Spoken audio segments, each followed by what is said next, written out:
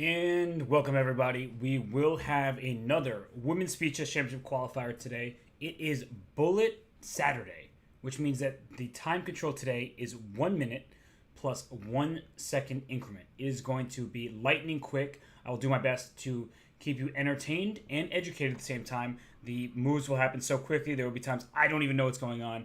But on a serious note, it is going to be a lot of fun. 21 rounds of action. After 21 rounds, the top 8 finishers will go on to a knockout, just like we've been seeing these last couple days. 8 people go on to the knockout. Then we will have the top 2 from the KO making it into the Women's Speed Chess Championship. That's essentially the finalists. They make it through, and we have liftoff. Let's check out the top board game. Bulletimo is the number 1 seed. She's the black piece of the team. That is my Narva, and she is a very strong player here. Quickly take on f6, e takes f6, e3. Solid setup for white. I think having double pawns, especially in quicker time controls, can be very dangerous because you get really tired of them. They're not good at protecting each other. c4, I think b3 will be played soon. c3 first, then b3. Try to break this pawn chain. And c3 is just useful so you can play e4. She plays e4 right away. Probably just a good move. This pawn c4 is about to be in some trouble. Ooh, don't like to see that. Here comes a4. And after a4, you make this pawn on b5 weak. Then you go after the pawn on c4. I think that black should throw in a queen e7 check to get the bishop to d3, but this is actually turning out okay because with this rook on a8 protecting, you go a6 here, protect the pawn, then you could take back on a8 with the queen. But I still am looking at takes in b3, just blast open the queen side to your benefit. Here we go, b3 played. Maybe take this rook and then take the pawn on b3. You distract the queen away from the d1 square. So if rook takes rook, queen takes rook, pawn takes b3, that's actually a very dangerous outside pass pawn. Knight a5. I think it's okay, but I guess b4, the knight to b3. Maybe it's just good. Maybe this is just good plan. She's up 10 seconds, which actually might even be more valuable than the position. I'm concerned about this pawn, though. I don't think it's going to last comfortably for too long. But black should be okay here. Just rook to... You can go rook anywhere, but rook to b8 makes sense. Bring the rook into... If you do queen a4, this is a timely move. Hitting this knight, hitting this pawn, but black is going to go knight to b3. So if you ever take on b3, I take with this pawn, and in comes my pawn with the bishop's help. Knight b3 now makes a lot of sense. Rook b2 to start, good move. I feel like black is just picking up the momentum and has a good position at this point. It feels like just knight to b3 now, bishop to f4, these kind of ideas. Black's pieces are coordinating very well, and white's pieces look good, but they're kind of stepping on each other's toes. They're all sharing the same squares. So that's not ideal. Bishop f4 looks good now. This queen actually has no moves, so if you could somehow attack the queen, it would be trapped. So bishop takes g3. If you take with the knight, there may be some bishop c2, but then the queen is e2. So taking back with the pawn makes sense here. And f5, f4, break open some of the king side. 15 seconds left for both players. Okay, you have to make a move here. Just go. Knight d6. f4 play, but just take that. Take this pawn. It's a free pawn. And then, ooh, c4 is also falling. Knight to c4. Now this is turning... Oh, the queen got trapped! The queen got trapped! That's the knight moved! Rook d2! What a concept! Knight takes c4. That's a good try and bullet. Take back on d1 with the rook. Go knight e5 next. Actually, I think that white has good chances here. Knight e5. There it is. Everything is protected. You can take on c8 and play c4. This hangs the c3 pawn, but then there's rook to a8, followed by knight to c6 tax. Knight c6. Play knight c6. Play rook a7 after queen goes to d7. Okay, good move, queen to d6. You avoid rook a7. d5, take this pawn. You watch out for knight e7 check. So I would put my rook at the 7th rank. Just create a threat. c4. This is looking pretty good, all things considered. I don't like rook to d3 so much that I actually hung this rook. So now she gives up her rook for the knight. There's still chances. Watch out for knight e7 check. King moves to f8. Really good find here. And capture back. Play rook to c8. Protect your pawn. The best chance white has is to keep as many pawns on the board as possible. Giving up f4 gives black more... Oh. Uh-oh. A little bit too much now. Just in time trouble. And against the queen. No, this is too much. So let's keep our attention on some other games, just because this one now looks like black is going to convert. And I think that essentially, psychologically, white has already resigned this game. It's a queen and a bishop versus a rook. You have some chances. If you can win this bishop, then you'll have some chances to survive. But without that happening, it's not going to be any chance there. Yeah, queen takes f2. That's it. So let's move on. I think and this looks like there's about to be a mate. Let's go to this game. Oh, that one's over as soon as you get there. Happens sometimes. Valentina Gunina, what's happening in her game? She's the white piece here. Gives a check. She takes the b5 pawn. f5 is coming next to rook e5 check. If the king has to move, take it. Now the e4 pawn and the h5 pawn are both about to be captured. So it looks like Gunina is going to get a win. She does win this game by resignation. We're going to see a lot of wins on the clock, but it's also nice to get a win on the board. King to d3. That way bishop e3 check, kicking this king off. Nice block. And now c5 comes. Play c5. Put your pawn on the square that's protected by the bishop. That way you never have to worry about it. So king up to d4 also makes sense. This one should be quite straightforward. I don't really see a way to botch this. Rook d4 check. Trading off the rooks probably would have been easiest. As soon as the rooks come off the board, it's just a simple win. So rook d4. Okay. Rook to d1 almost traps the rook, but the rook has... You just start... Oh, okay. King d3. Take this pawn. All of it looks good. And now just you take. Trading rooks results in a completely winning endgame. So we see a resignation. And we're done with the first round. Okay. So now we're moving on to the second round. The action is going to be lightning quick, as I was saying. So we're going to do as best we can here to cover everything. But we can only see so many games at once. I feel like some of these players will end up towards the top. So we'll be seeing their games very often. Let's start with this game here. Alina Kashinskaya takes on Demonte, who is from Lithuania. And d3. This is very solid for a bullet game, having a good pawn center here. Play knight f3, put pressure on your opponent's center. So committal decision by Alina, but now she's trying to play d5 and a quick rook e8, taking advantage of the fact that this king is still in the center. I actually think that black is doing very well. Just take this pawn now. And if you take this pawn, you're opening up the center of the board. So rook e8 played. White can play e5, but then black has knight h5, trying to kick this bishop. And eventually this pawn e5 will be in some danger, but for now you have two pieces protecting the square. And a knight on h5 doesn't exactly inspire much confidence. But still, d4, ooh, bishop g4, so d4, you take, I take with my pawn. Oh, this is actually starting to look more and more pleasant for white, because I have a good pawn center, I'm ready to castle kingside. And the reason why I'm taking with not the queen on f3 is because the d4 pawn needed the queen's defense. Ooh, was that me or was that, no, that was the game. Okay, queen to d3, castle queenside is the idea, but watch out for a4. That's why a5 was played, to trap this bishop here. I think a3 is just fine. Wait, bishop takes and a4? No. Oh, this knight on f6 is under attack. Okay, but knight h5 first, hitting this bishop. That is a move that was probably overlooked, but knight e2. So knight e2 is possible, so you can play c3 to kick this bishop and save room for your bishop. a4 and b5. Don't let this bishop out. Oh, c4. You want to play c4, so play b5. She gets a couple... Oh, knight g3 now. Well, you see it, knight g3. It's kind of an only move because g4 forks your pieces. There's knight g3, and this pawn on c2 is also under attack, but I wouldn't take that. I'd play b5. Because bishop takes c2 allows bishop takes h6. The queen was spying this way. So queen g3. White actually has the potential for an attack here. Knight h4, take this pawn. I think you just take it, but bishop e6 or bishop e4 is more solid, keeping the bishop on a safe square. This bishop is terrible, so play c4. You need to get this bishop out into the game. It doesn't really help because black isn't going to take, but I'm looking at c4 just to make this bishop seem useful, as right now it's horribly placed. Knight to e6. g5 would have been bad because you're opening up your own king, but it did fork the queen and the knight, but this is better, putting your knight in g5. But white is not giving up here. 20 seconds left for black. I think the position is easier to play for white for now, but f6 will be helpful, just to give you some more space. It's hard to play with rooks, even though you're up in exchange, when your rooks don't have room to work. Oh, watch out. Queen takes h6 coming, and this king is getting in danger. There's rook f6 ideas as well. Here comes rook f6. I think just bringing the rook and stopping any kind of f6, because if f6, queen h7, play f6 now. You have to, otherwise bishop f6 mates you. Only move is f6. Bishop f6 is queen takes g4. She found a way out, just for the time being. Rook to f4. Here comes bishop f6. This is looking very dangerous here. Bishop f6 still. Oh gosh, take with the pawn. Now play, there's got to be rook f5. If bishop takes f5, g takes f5, I hit your knight here. I think rook f5 is decent. This is a good move. Coming to g3. The counterattack is on. Queen h3 check. That's good. And now I'm trying to take on g4. But if I take on g4 too soon, I might open the g file for a counter. So the knight on e6 is perfect. It protects the g7 square. Queen g5 check will get you out of danger. Queen takes e2 is mate. Walked right into mate. What a game there. That was fantastic stuff by Alina Kashinskaya. Didn't give us a moment to even consider the possibility that she may end up losing the game. There was one little time there I thought that it could get difficult, but she held on very well. Here we have a queen against a rook. This should be winning for the queen.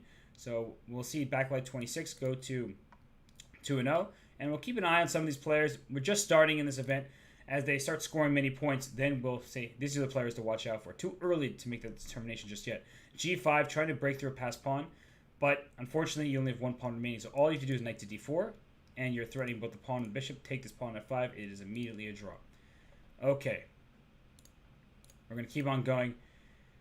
And let's see what's going on. Ooh, turning in for a knight fork. This is just winning for white at this point. Plenty of time left. 7 seconds. You get that 1 second increment. Play rook h2. Start pushing your pawns. e5, d5. And then this should be able to convert. King f5. Play e6 next. Bring the king up to f6. All this should be good. And black has no time to do anything. You play king to g4, king to g3, all this stuff. I'm going to sacrifice my rook for your pawn, and it's not a big deal. Rook takes pawn. I take your pawn c7. In comes my d pawn. Now this is straightforward. So pre-move the rest of the way. Just pre-move. There it is. There it go. Knight! Pre-move to a knight? You're still winning. Knight c6, knight takes a5. But how did that happen? Her settings... Is there such a thing as auto knight? I have no idea. But that was a promotion to a knight. And it wasn't a good one. But she's still winning. She's going to take on b4. Hopefully she figures out a way to turn that off, whatever that was. Because that is not what you want in a bullet game, to all of a sudden see a knight there. She must have clicked the wrong piece. Some people do not have auto queen on. I do not have auto queen on. And so there are moments where you promote and you're going to click the queen and you accidentally click a different piece. Wow.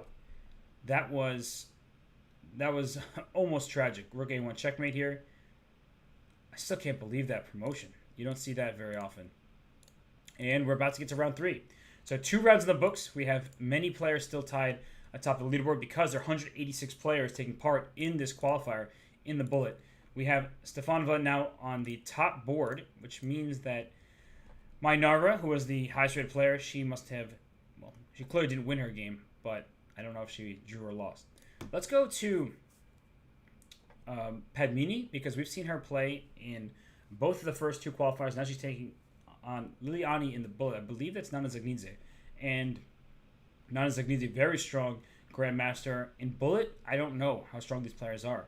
But so far, playing a normal Sicilian, I think the Sicilian is a particularly dangerous opening in bullet, because one wrong move, your position can just collapse. But neither side going for the more sharp continuations. Instead, we see a position where they both cast on the king side, which means you won't see a g4, h4, h5.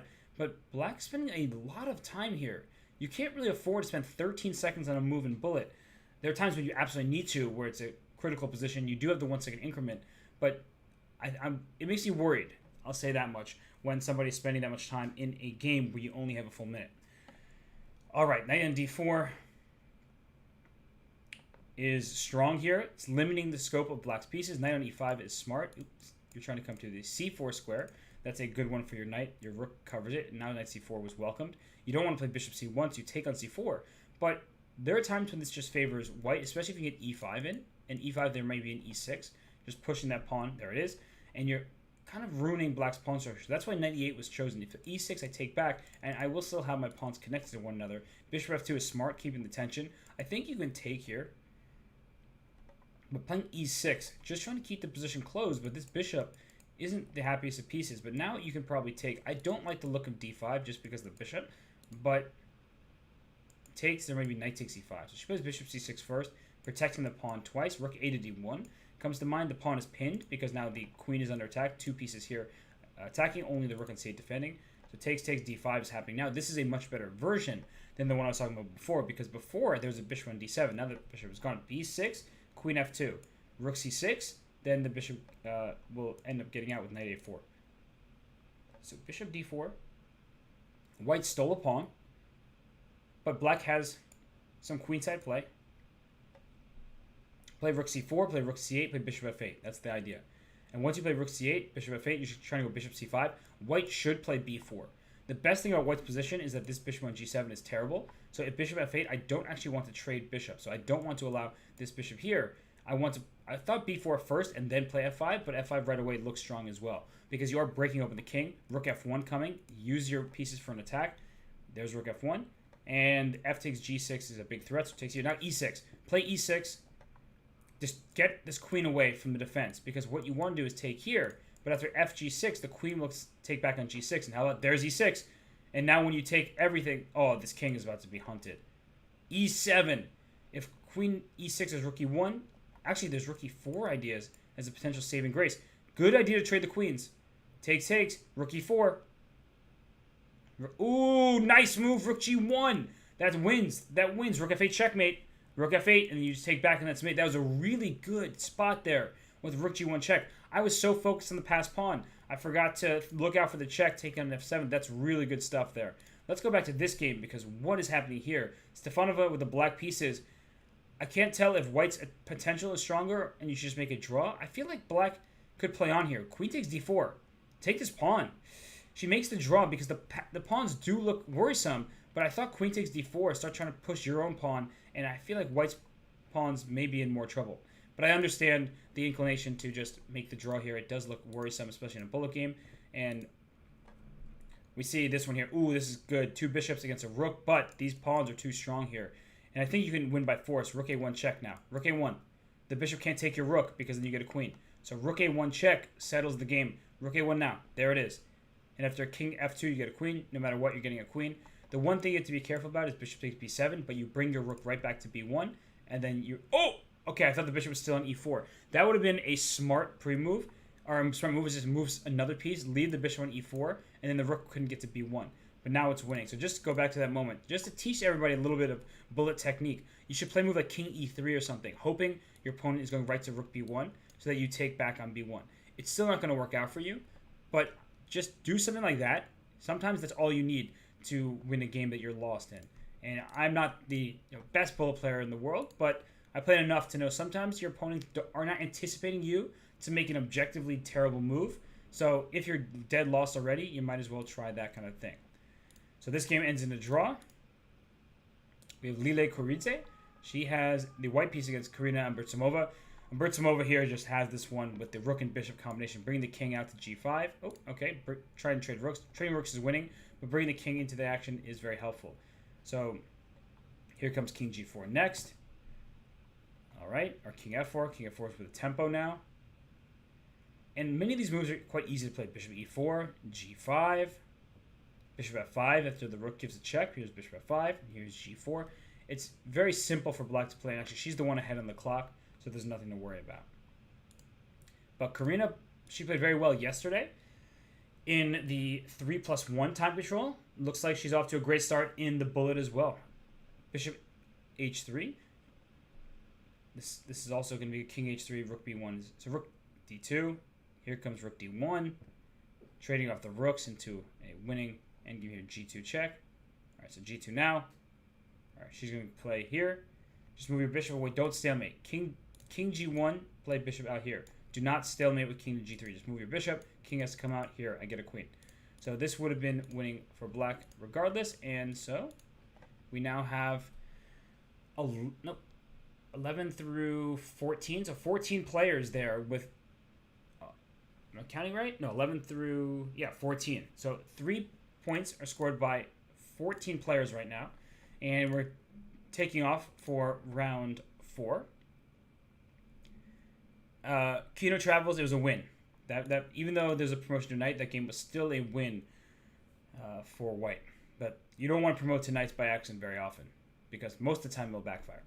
So here we have a position where white has great control over the center, but f5 is a committal move. This bishop on g7 will be happier. The e5 square is now black's for the taking, but this bishop can come to g5 thanks to this pawn push. The pawn f4 limited the scope of the bishop. Now bishop g5 makes sense. I would play h6, I think, because I don't want to leave this pin forever. And there are ideas you just take here, play knight to d5. So h6 is good. You're trying to relieve some of the pressure. Now g5, close that bishop off. Then move this knight away to g4, and then take over the e5 square. Actually, black is getting out of this pretty decently here. And knight g4. Just don't allow this square to be taken by white's pieces. Now plug that square. In the very near future, plug that square. This f6 move is going to be a threat. So if you play knight to e5, I think it's f6. f6 now? It's tempting, but it may not work. So it plays h3. Knight takes f3. Then bring your knight to e5. And that's a good outpost. But f6 is still on the agenda. So she brings her bishop to d4. And now puts the knight on e5. Probably the correct move order, just to avoid any kind of f6 stuff. And this bishop here is quite strong, but I would try to attack it. How do I attack this bishop? I'm not sure how you do it. Now knight takes d3, bishop takes b2 is possible. Stealing a pawn. h4, trying to open up the king side over here. But actually, opening up the king side only helps black. So that was a good decision, this knight. Look at the dark square control. This is going to be a bad position for white soon, I have a feeling. Because this bishop on d3 cannot compete with the pieces in the dark squares. So a very important, instructive moment in a bullet game is that look at the dark squares. Black has 2 pieces on them, and there's only one white piece that can fend them off. But white turns her attention to the open b file, and now bishop e5. Ooh, rook e3. That's a nice tactic. I was thinking bishop e5 just trade off. I wasn't looking for the tactics. I was looking for positional maneuvers. Now you win this bishop on g3. Now rook g4, rook takes h4 is checkmate. So play rook to g4. Plays rook e8, it's also fine. Rook g4. Try to checkmate this king. Actually, this rook on e6 is really annoying. This gives white some chances. Also, white has 45 seconds left. Rook e3, a step in the wrong direction if you ask me. But I wouldn't have traded all the rooks if I were white. I would have left this rook on e6 and kept the b file. Because now, black can just blockade the pawn, free up the queen. I play f5. And I'm just going to checkmate this king. One of the big issues for g4 and then queen h4, one of the big issues for white is that the rook on b1 would not only have been hitting the open file, it was protecting the white king. So the white king just doesn't have many defenders here. Here's a check. I don't like this configuration of queen to king, though, because now the queen can't get into the game. So king f1, play g4, play queen g5. But queen g5, there's watch out for checks back here. Good move, king g5. Look at the king running into the... Wait, e7? e7! Wait, e7 was promoting! Oh my gosh, I think like this went too far. Queen takes c5, and all the pawns are lost. And this pawn can run. Queen f2 check, gives king to g5 back. So, wow, that was... It's getting very risky here. Bishop f4. I think black's turning this back into her favor. This king on f1 with a queen and a bishop going to attack it. Not going to be so easy. So queen... I guess a queen here, e7. Just push that thing. Now white actually is getting away with this. That's just a queen that you cannot stop. There's not even a single check here. The time advantage, playing very quickly, paid dividends here because black wasn't able in time trouble to... Now, bishop d2 was a good move. Queen d4 threatens check, but that's only... So queen f... Okay, king g1 now. The king can escape to h1. Or you can bring this queen back. Queen g6 is check. Queen f2. Trade queens. I wouldn't... No. Don't leave the queens on. Don't leave these queens on. This is too dangerous. Queen f2 was a missed opportunity. Oh, f4 is a good move. Bishop e3 coming. Oh, yeah, this pawn. It's mate. It's mate. Queen h3. Oh, wait. There was queen a1 check. Oh my gosh, black missed checkmate. Black missed checkmate with queen a1. The king was mated. Bishop e3 just played in a hurry. But queen a1 mates the white king. Whew. What a topsy-turvy game there. Black was ahead for most of it. Then all of a sudden white queen. But still, there was a checkmate attack there. And here we see white with a queen and a bishop taking on this king. Queen a8 is about to be checkmate. So that's a good move. Rook to g7 over here. Take. Queen e5. Take here. You can start pre-moving stuff. Didn't take, but have enough time to win this game anyway. And we're... Oh, wait, that's a queen. Okay, so this is just winning. For black, up a queen. Queen takes d4 check. Move more quickly. You're scaring me. Watch out for knight forks. Knight e4 check. Okay, that's good. Keep checking a bunch. And this is when knight f7. King d5, good move. No checks for this knight. And some pre-moves taking this knight. And this is now quite straightforward. In comes the king. Don't stalemate. Oh, I don't like the queen being there. That increases the stalemate possibilities on knight c3, queen to b1. Okay, that's good. And a good conclusion to that round for Backlight 26.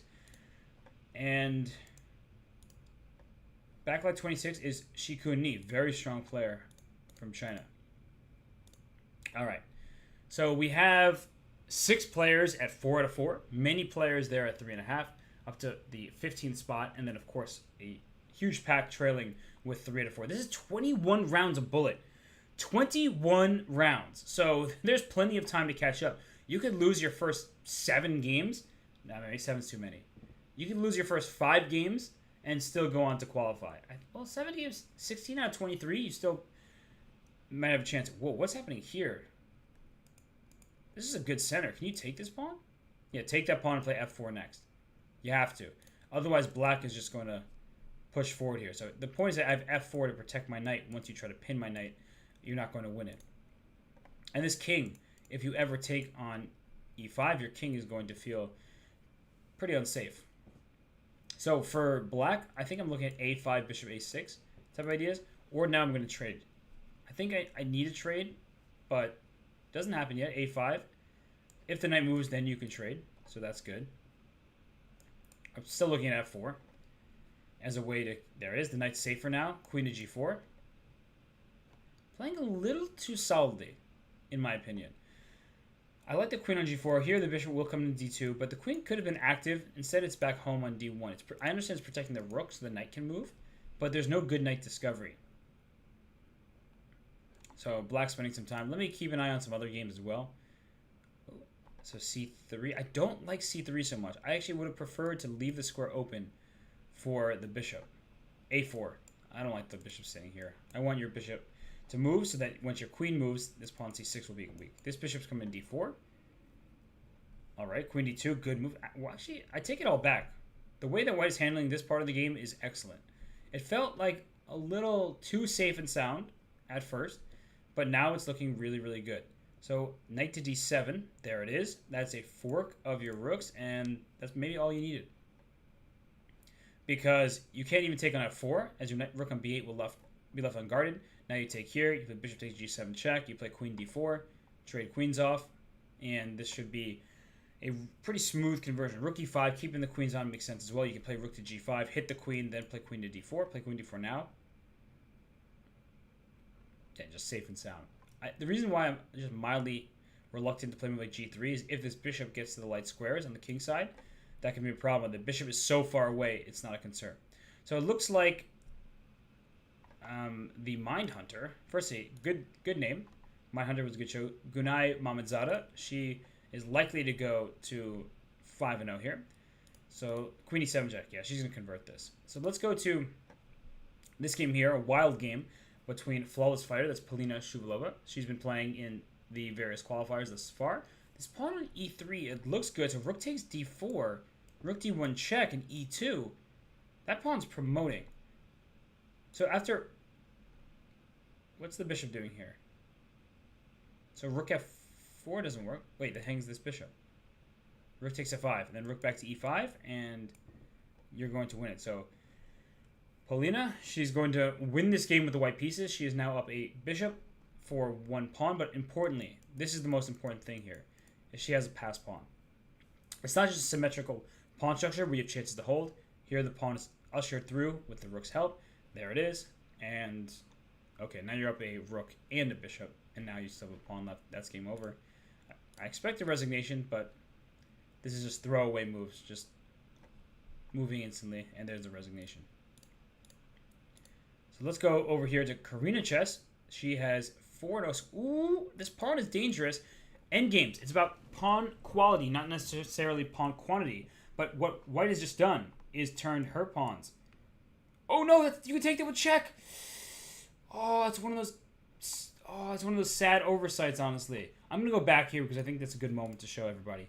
You play rook e6 because you think the rook cannot leave the f file. Because if the rook leaves the f file, then I get a queen. But your king and your rook are on the same line, so you play rook e6, hoping this rook moves away, and then you take the pawn. But rook takes e6 is check, then you just bring your rook back, then white queens. So actually, you could have gone a queen yourself, takes, and now your rook is going to hunt down this pawn. The next move is rook to e6, the king is cut off. So black is doing well here. If you go b4, I have rook e4, I take this pawn with check, and any other move, I either play rook e6, or if you play a7, I play rook a8, rook e8, rook a8, take this pawn. So black had a missed opportunity there. I understood her impulse, but unfortunately it wasn't at the right moment. We have 1 game left here, and this white... Ooh, take this pawn with check. Queen g2, king f6. But take this one with check. So black should never be able to win this game. Oh my god, commentator's curse! She walked into checkmate. Oh, I was thinking that you couldn't win because if you trade the queens, it's only an H-pawn. But queen here, queen H4 is checkmate, walked right into it. Oh, ignore me. Don't listen to anything I say ever again. We're moving on. Can't look at that anymore. Oh my gosh. My bad, everybody. I apologize to you all for misleading you, to leading you astray. That was a checkmate. That was the one way to lose that game right there. All right, so we have Goofy Penguin. First, a great username. Goofy Penguin is Olesya Shevchenko from Siberia, her profile says. And I guess when in Siberia, you get very good at bullet chess. Bishop c4. White's position looks excellent here with all the pieces in the center and all the pawns here. So I would prefer to have this position for white, but black is doing this thing that often happens in bullet. You play very, very quickly. Look at her time, 58 seconds. And the point is, you're not committing to anything. So white's plan is actually not that easy to come up with, and you're just making quick moves. So that's black's idea. But all of a sudden, she's spending some time. She's on 52 seconds, up 10 seconds. Very important lead on the clock. And knight to f6. What's her next one? Knight to g. Look at what she's doing. She's doing a lot of nothing. I think this will backfire, but there's no clear plan for white just yet. And look at white. She couldn't burn some of the clock here. She's down 18 seconds. She plays e5, d5. Now what? What's your next idea? Knight e2? Okay. Where's your knight going? f4? Maybe. Black will eventually have c5. That's why she played rook to c8. I think you should play h4, h5. And bishop c2 is a really good move. Going for h4, h5. And now's the time. You got to go for something here. Knight f4, h4, h5. Knight h5 is very strong. Uh-oh. Good reaction, though. Rook h8. Very strong reaction. I think that... this is done really well right now. Ooh, that pawn's hanging with check. Take that pawn. There it is. She didn't miss it the second time. Now, the pawn isn't necessarily game over, but this bishop's coming into f6. And that's the big thing about this pawn being missing. King g3. Knight g5. This rook is in trouble. If you rook h6, I would take this pawn. And now it's extra material. h5. Rook h1. It seems crushing. So that is the downside of playing so quickly. This queen's trapped, by the way. h6, g6 traps the queen. The bishop covers the square. And hg6. Queen g8, rook h8. Or oh my gosh, g7, rook h8. Or bishop h7. All those were threats. So rook h8 here. Now this new rook to h1. Then take on e8. Then bring the rook into h8. It's winning. This is the downside of playing so quickly, is you play unambitiously. You're just playing for the long run. I'm going to get ahead of the clock. Then I'm going to outplay my opponent later. You get into these positions where when your opponent breaks through, it's really, really bad. So here, this is just a win. Let's move on. I'm surprised that this game has continued at this point, but I expect a resignation. Maybe she only plays a checkmate. Queen takes c7. Okay, that's a hanging knight. Queen c5. Or this. Checkmate here. Checkmate there. Good. It makes sense to not resign in bullet. I actually think that's the one time control where there's never any disrespect in playing on. I mean, with an increment, maybe some people won't like it, but you never know what will happen when your opponent gets worried in time trouble. So this trade of queens will be very bad for white, which is why she keeps maneuvering around. And the kingdom's here. This rook is very strong here. Wow, it covers d7 too. So how do you make progress here? Rook e4, but check. Now your queen can't block, so there will be checks. Rook h4 is possible. Okay, so king h7. Wait, there's a draw. Queen e7 is a draw. Oh gosh, so what happens in time trouble? At this moment here, you can play rook h4 and keep up the pressure. But that was an oversight. Playing rook e4 gave white her only opportunity. I guess there was some concern about rook takes e5 or something like that, which wouldn't have worked out. But when you're in time trouble, you worry about these things. But this rook covers the d7 square, and after rook e4, you can't block with your queen because your rook is left undefended. So you trade queens and lose the rook. I understand that mistake. It makes perfect sense. Not trying to be critical. I just, it's one of these things where the more practice you have, the fewer times end up in that kind of situation. King to b6. Oh, king c6 now. The king gets the d8. So you get king d8, you get king e7, you escape. This is going to be tricky. So let's watch this because rook versus knight, for some of us, will not be that easy to figure out anyway. But with just 3 seconds, 4 seconds now on black's clock, you may see a knight blunder. But you need to push the king and the knight to the back rank. Or one of the rook files. So king f6, don't go voluntarily to the last rank. And even when you get to the last rank, it's often still a draw, but you just want to ensure that you're in no danger there. Oh, draw by repetition. Okay. And that's it. So after 6 rounds, we have no more perfect scores. 4 people at 5.5. Then all the way down to 14th place with 5 out of 6. And then many people with 4.5. So let's move on to the next round here. We have Grandmaster Stefanova. Oh, is that Carissa Yip? Magician for MA. Carissa is a teenager from the United States. She's an international master. She played very well in the Cairns Cup, where she lost, I think, her first 4 games, but then went on a tear down the stretch, going 4 out of 5, including beating women's world champion Ju Jun. And here with the black pieces, typical Carissa type of setup. Again, non-committal, can play for c5, can play for e5. She can choose where to change the trajectory of this game.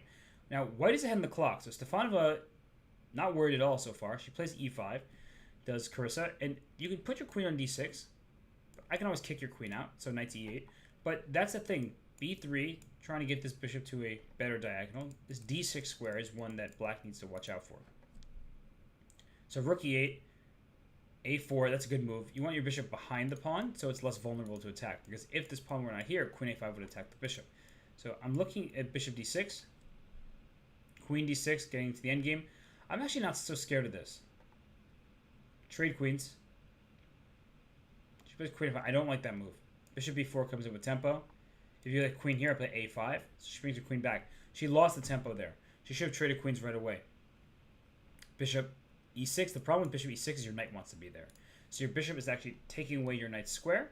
That's frustrating, but you have no real weaknesses in your position. Knight f to d7. Bring this knight around. Maybe knight... I did both knight f to d7.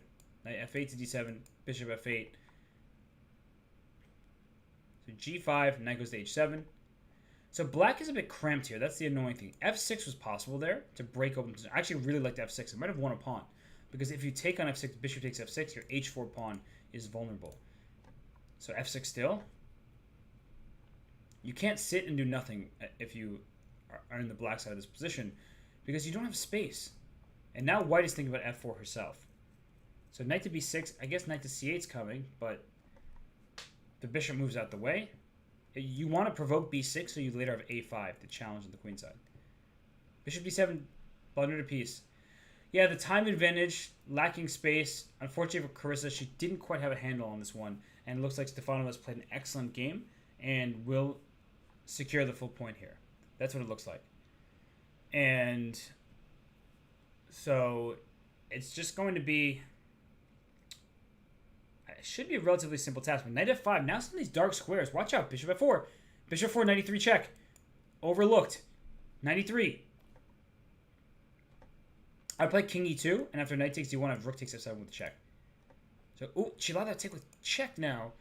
But this pawn on g6 is hanging, and this pawn on c6, everything's falling apart. Yeah, that's not good. So just to go back one more time to just give a quick little tidbit of instruction. Here, f6, challenging this g5 pawn was necessary. You need space for your pieces. You can't sit and do nothing. And as I was saying, if takes, bishop takes, your h4 pawn's in trouble. So black needed space to breathe. Her pieces couldn't move. And, well, Stefanova deserved that point. Let's go to Karina Chess versus Anna Maya. Anna Maya out here with 5 out of 6. So she's having a good performance. She's a popular streamer. She's been working really hard. And bishop b3. Oop, down goes a4. And this pawn on c5 is also now vulnerable. Well done by Anna Maya here.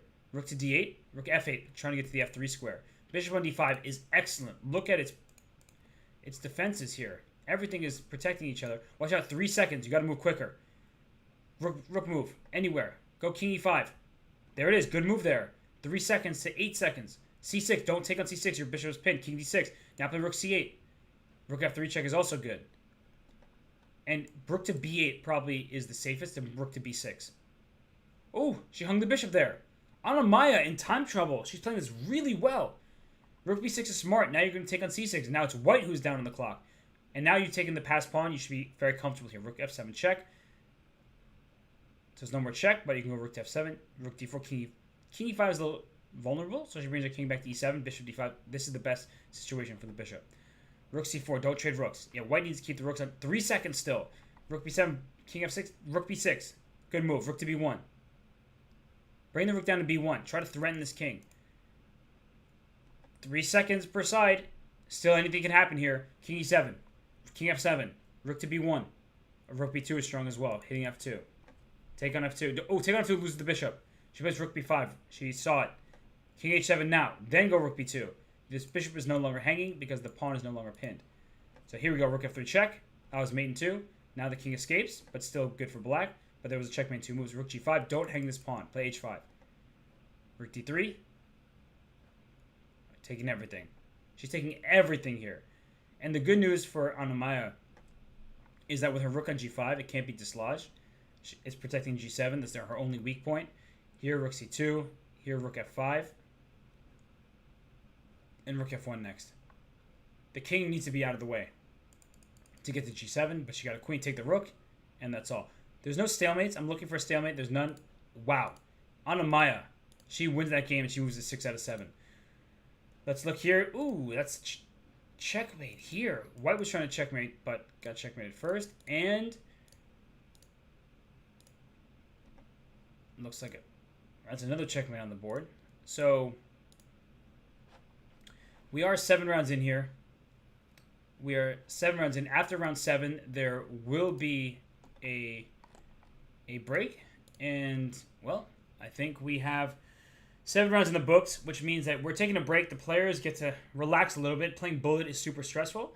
We'll return very shortly with the next bunch of rounds. There will be, just for everybody to know, there will be breaks after round 7, after round 14, and then after round 19 as things head towards the final stretch. So I'll be right back. Stay tuned, everybody. More bullet to come.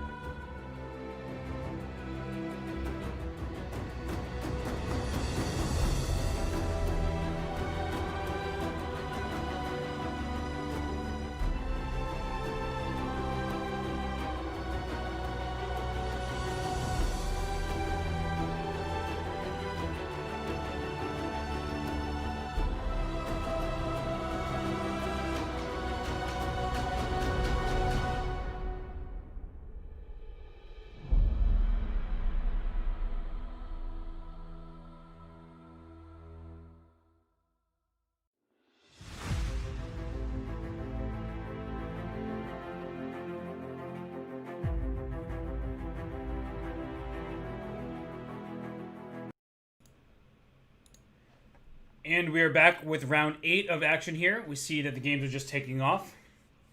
I hope everybody is enjoying the action thus far. We are 7 rounds completed. We are about to have we are in round 8, not we're about to have. And here we see that Grandmaster Stefanova, she is on the black side of a Caro-Kann here. It's going to be D takes E5. Players are playing a little bit slowly thus far because spending 15 seconds to get this position seems like, I don't know what it is. Maybe it can't be jitters. They've already been playing a bunch of games, but maybe it's a point where they know they're playing super strong opponents round after round. They want to be extra careful in the opening stage. So queen to c5, offering the queen trade. I think this is a very good practical decision for a bullet game. Because if the queen stayed on the board, white would have f5 and a kingside attack. Now there's no attack to speak of. Black is doing totally fine here. Bishop e2 was strong because otherwise the bishop would come out to b5. This French bishop, even though it's a Caro-Kann, the bishop is behind its own pawn. Okay, now I think I'm going to start liking black very soon. Because you can play in the center and have a pawn match. So castle queenside, this is good. Instead of rushing to play e5, you castle queenside. And I'm looking still for this e5 push. Rook e1 is pretty decent. e5 though. I mean, this bishop can't move because knight to d3. Like you want to play bishop h5 and bishop f7, but there's knight to d3 check. Still knight to d3 check. So the bishop can't get out here like it would really hope to do. So knight to d4 coming after this pawn. At some point b4 is going to be annoying. Bishop on f3. f5, watch out for that. For that move. Because if I get f5 in, oh, bishop h5 now. Good move. Rook e7 gets trapped. Knight f5. Watch out for rook e7, knight f5. Can't play rook e7. Now b4. Push this pawn. Kick this knight out the way. The knight will have to go to a4 with check. My king comes up to b3. The knight is sort of trapped out here. This pawn e6 will be captured. So, ooh, I totally overlooked knight to e4. Somehow that move just didn't come to mind. But now that I see it on the board, black's looking all right for the moment. I want to play f5 and get after this d5 pawn. It's too slow, though. So, king on d6 is very safe. Knight coming to c6, smart idea, but rook c8. e5 also good. King takes here, and then this rook is about to barrel through to f2. Knight c6, if you take with the pawn here, you have a passed pawn. If you take with the rook, you go after the b6 pawn. Check. You can keep checking. She might do that. That's a good move. Rook check. But then king b4. Somehow, the king is... Oh, I'm scared about this. I don't like the look of these pawns. I know I have these pawns. But somehow having the queenside pawns away from the rest of the action is looking really dangerous to me. King c5. If you check, king comes to b6. Oh, here comes king b6. Now a5 is coming. e3, check. a5, a6. But now, I don't like where the rook is. Because if you go a5, there's rook to b3. And I pick up your b5 pawn. If it takes on h7. So who's better and why? Feels like black's pawns are now quicker. But white's rooks are in prime looking rook e5. Okay, that's a race. Rook h1, e2, a6. Okay, plays there. Why the b pawn? That I can't quite figure out. Why the b pawn? So taking a6. All right, e1 captures. King takes a6, d2, a7, d1. Black gets there first. Queen. And now this king is probably gonna get checkmated. Oh, there was probably a mate there, but we'll see how this happens. Queen e4. There's no rook d6. King back to the center. Yes, keep the king in the center. You don't allow the rook to check you. That's very important. And it's a draw. Wow, wow, wow, wow. So at the start of this, after the queen, perhaps rook c1 check. The king has to go to the b file, and now your queen... Oop, not there. Don't hang your queen. Queen d5 check. This king's actually just hunted down right away. And I think that was the... After that was missed, it becomes much harder because the rook coming to c1 is really useful. The queen allowing the king towards the center, it looks right because you want to do this the ladder, right? You want to go here, you want to go here, here. But then you realize you can't go rook f1 next because your king's in the way. So there's no time to execute that checkmate. We'll look at Tanya Sachev's game. She has the white pieces. She lost here on time, but also in position. She was in trouble. Ooh, we have a bridge built getting a queen. And actually black is ahead in the clock as well. Take this rook with check, and that should be it. Queen f2, rook g1. And we have one more game. Up an extra a queen. So no stalemates here. As long as we don't see that, we will come to a conclusion of round 8, and we have 2 players in first place, and Shiku Ni, and is that Natasha Zhukova? Let's see. It's Natalia Zhukova, yes. King C3, Queen B2 is checkmate. So Zhukova and Ni up at the top. And next round is underway. Let's go to the matchup on board 1 between these 2 players. And there's still so much time left for competitors to make a comeback, because it's 21 rounds of bullet. 21 rounds. And with that in mind, it's only round 9 now. So if you lose a couple games in a row, not the end of the world. You can bounce back if you get in a hot streak. So E4 played here. I expect some kind of bishop C5 or bishop B4. But it looked like she lost connection for a second. Looked like for a quick second her connection went out, which is not ideal, obviously. So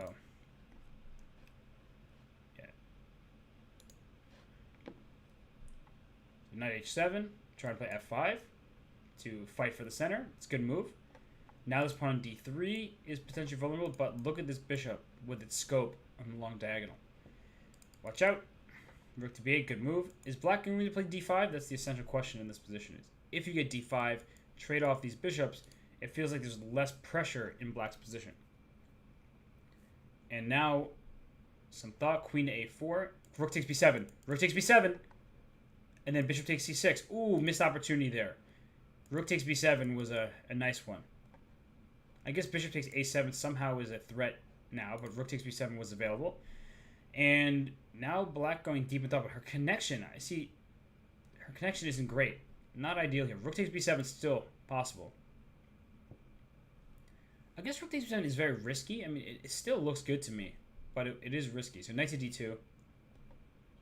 This g5 situation in front of the black king, I think it's really about black's internet connection. It says 2 bars right now. She's down quite a bit on the clock. Not looking like her chances are great. Knight e4, the knight's coming to c5. So a6, you don't want to take that pawn because your queen's about to get trapped with rook a8. Now there are tactics. Once this bishop moves from d5, oh, it says she's offline. Hey, she's back online. She got a move off, b5. And now everything's collapsing, though. Her connection is bad. I think she should just lose this game and then fix her internet. That would be my focus. So a win for Zhukova. Vaishali, she's back in the mix. She played very well yesterday. And now with the white pieces, I see just an accumulation of pressure on the black king. Takes on e4 with the bishop. Take that thing. Take again. And this is protected. And your rooks are lined up perfectly. So it takes knight h5. Rook h2. I thought knight h5 was a little quicker, but knight h5 is still going to come. Oh, I didn't even see that pawn was hanging. My energy, my attention was all on the king side. Queen d4 check. That's mate. That was well done. Vaishali, she's been really playing excellent chess day after day. And we have Lila Javakashvili with the black pieces here. Taking on Crazy Girl 999. Let's see who that is. That is, of course, Tokyo Yanova. And one of these days I'm just going to remember who people are. Tokyo Yanova with the white. Wait, isn't white up a rook? How did that just happen? I looked at who it was. G6. Oh my gosh, it's like a mating net. And after it takes bishop e8 check. That's brutal. The only move would have been king to g8. And then after check, there's bishop to f8. Still going to be not an easy position. You can play bishop e8, bishop f7, things like that. But, of course, that allows black to prolong the game. Stefanova still going on here against Mamadzada. So rook a3, now taking this a5 pawn. And it looks like the Mindhunter is taking this one here. So, g4, with the help of the knight, this pawn should make progress is g3. Our king g3 is also, of course, good. Check. Take the rook. King h2. g3. g2. g1. That pawn is unstoppable. So it's going to be a win here for black. And playing this out is just going to lead to eventual checkmate. So let's go to Alina Kashinsky. What's happening here? Black is like kind of a mutual zugzwang position. Take this pawn. And then your a pawn runs. Wow. Queen. Okay, but there's an extra queen for black.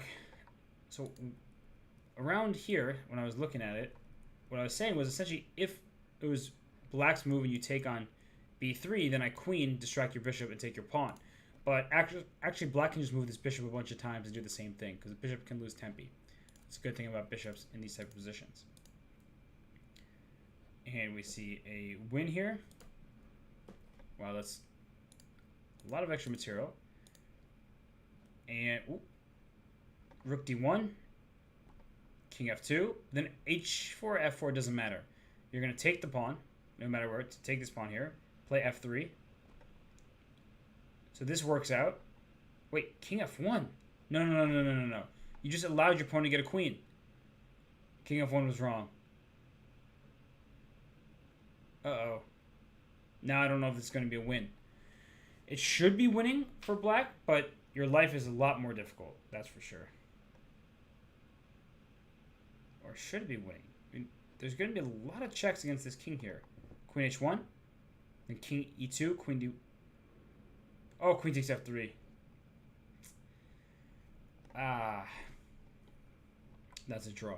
So back here, it's about just playing f3. Just play f3. You're going to just rush your pawn down as soon as possible. And here, g2, g1. White is way too slow. So a missed shot there. We have Vaishali taking on Zhukova. This is a matchup for first place. We have 3 people tied, second and fourth, a half point behind Zhukova. And then we have a bunch of players up until number 11 with 7-9, and then a pack at 6.5. So players like Carissa Yip, she was doing very well to start. She was 5 out of 6. It seems like she's fallen behind a little bit, but with 21 rounds total, there is so many rounds left, so much time to mount a comeback. So here we see this game. It is an Alyekin defense. White has a good center. Black is developed, putting pressure on that good center. So if you play bishop e3, often black plays d5, trying to challenge your c4 pawn. So b3 is just kind of preemptive, keeping everything safe and sound. d5, here will be c5. And what black wants to do, actually, is play bishop e4. You want to play bishop e4, take this knight. I don't like knight to d7. I like... Because where's the knight going from here? I thought there's oftentimes you do a knight c8, knight e7, knight f5. I've seen Hikaru do that a bunch of times. Okay, bishop e4. If you take on e4, you're actually going to lose a pawn. You're going to lose this pawn in particular. Because takes, at the end of this, your bishop on b2 is left undefended through the pawn on d4. So this actually is about to happen. Knight takes c5, or knight takes d4 even. But here, this is exactly what I was trying to tell everybody. This bishop is left undefended, and so black steals this pawn. Black is going to try to steal this pawn next. Take this. Ooh, don't. I think you can get away with taking this rook, and then play e5. Queen d4. That's actually just better. Zhukova is on fire right now. She's playing excellent chess, excellent bullet. She's seizing her opportunities. Every single kind of tricky position, she's handling it quite well. But actually, now that I said knight takes c6, knight takes c6, and then bishop c4. Uh-oh, please tell me that wasn't another commentator's curse. I feel bad that I've already spoiled some people's chances. Knight c7 doesn't do it. So she gave up the rook. I wouldn't have done that. She should have moved her rook first. Maybe she forgot her rook was hanging. She is up 22 seconds. Queen c1 or queen a1? Queen a1 would have traded queens. So queen a1 now. I think if you're white, you're up a pawn right now. Go queen a1 and then play quickly. So rook e8. Queen c3 is possible. She doesn't play it. Queen b4. There is queen b2 check though, and the rook comes to d7. So you actually have to be very... You're taking away the escape square. That's why she played this way.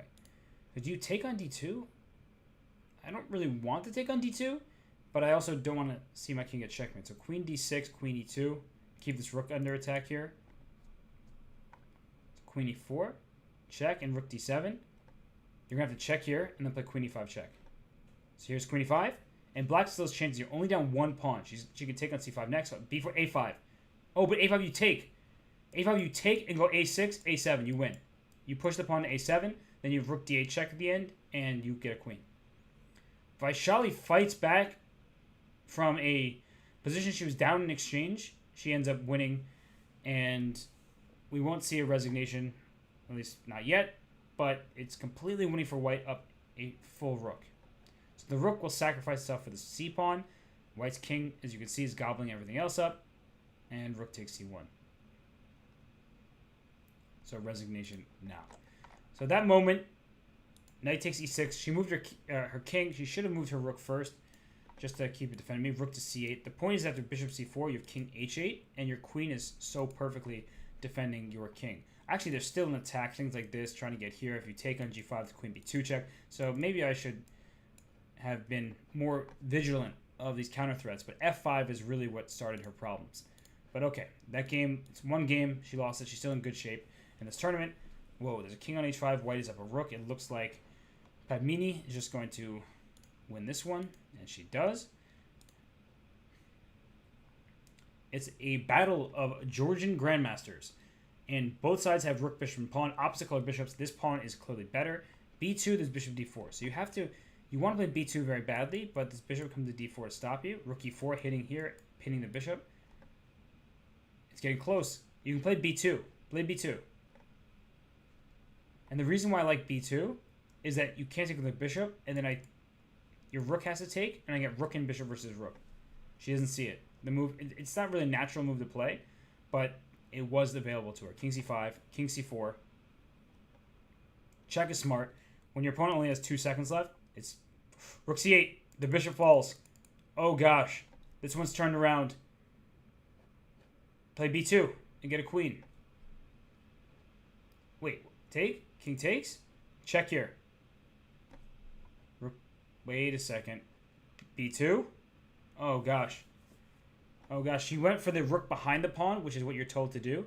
But unfortunately for her, it didn't actually work out here. So instead, at this moment here, play rook f3 check, king c2, king c4, b2, check, king c1, king c3, and it looks like you're about to checkmate if black promotes to queen. So black should promote to a knight with check, and then white is happy because you're up a rook for a knight. You still have some chances to win, even if the game should not be a victory. We saw a rook versus knight earlier. It should be holding, but still, this would have been white's best chance.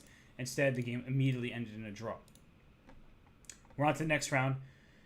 We have 2 players at 8.5 points. They're playing each other right now. Then you have up till 7th place with 8. Only 2 players with 7.5 out of 10. Surprising. And then everybody has 7 out of 10. So a big pack chasing here.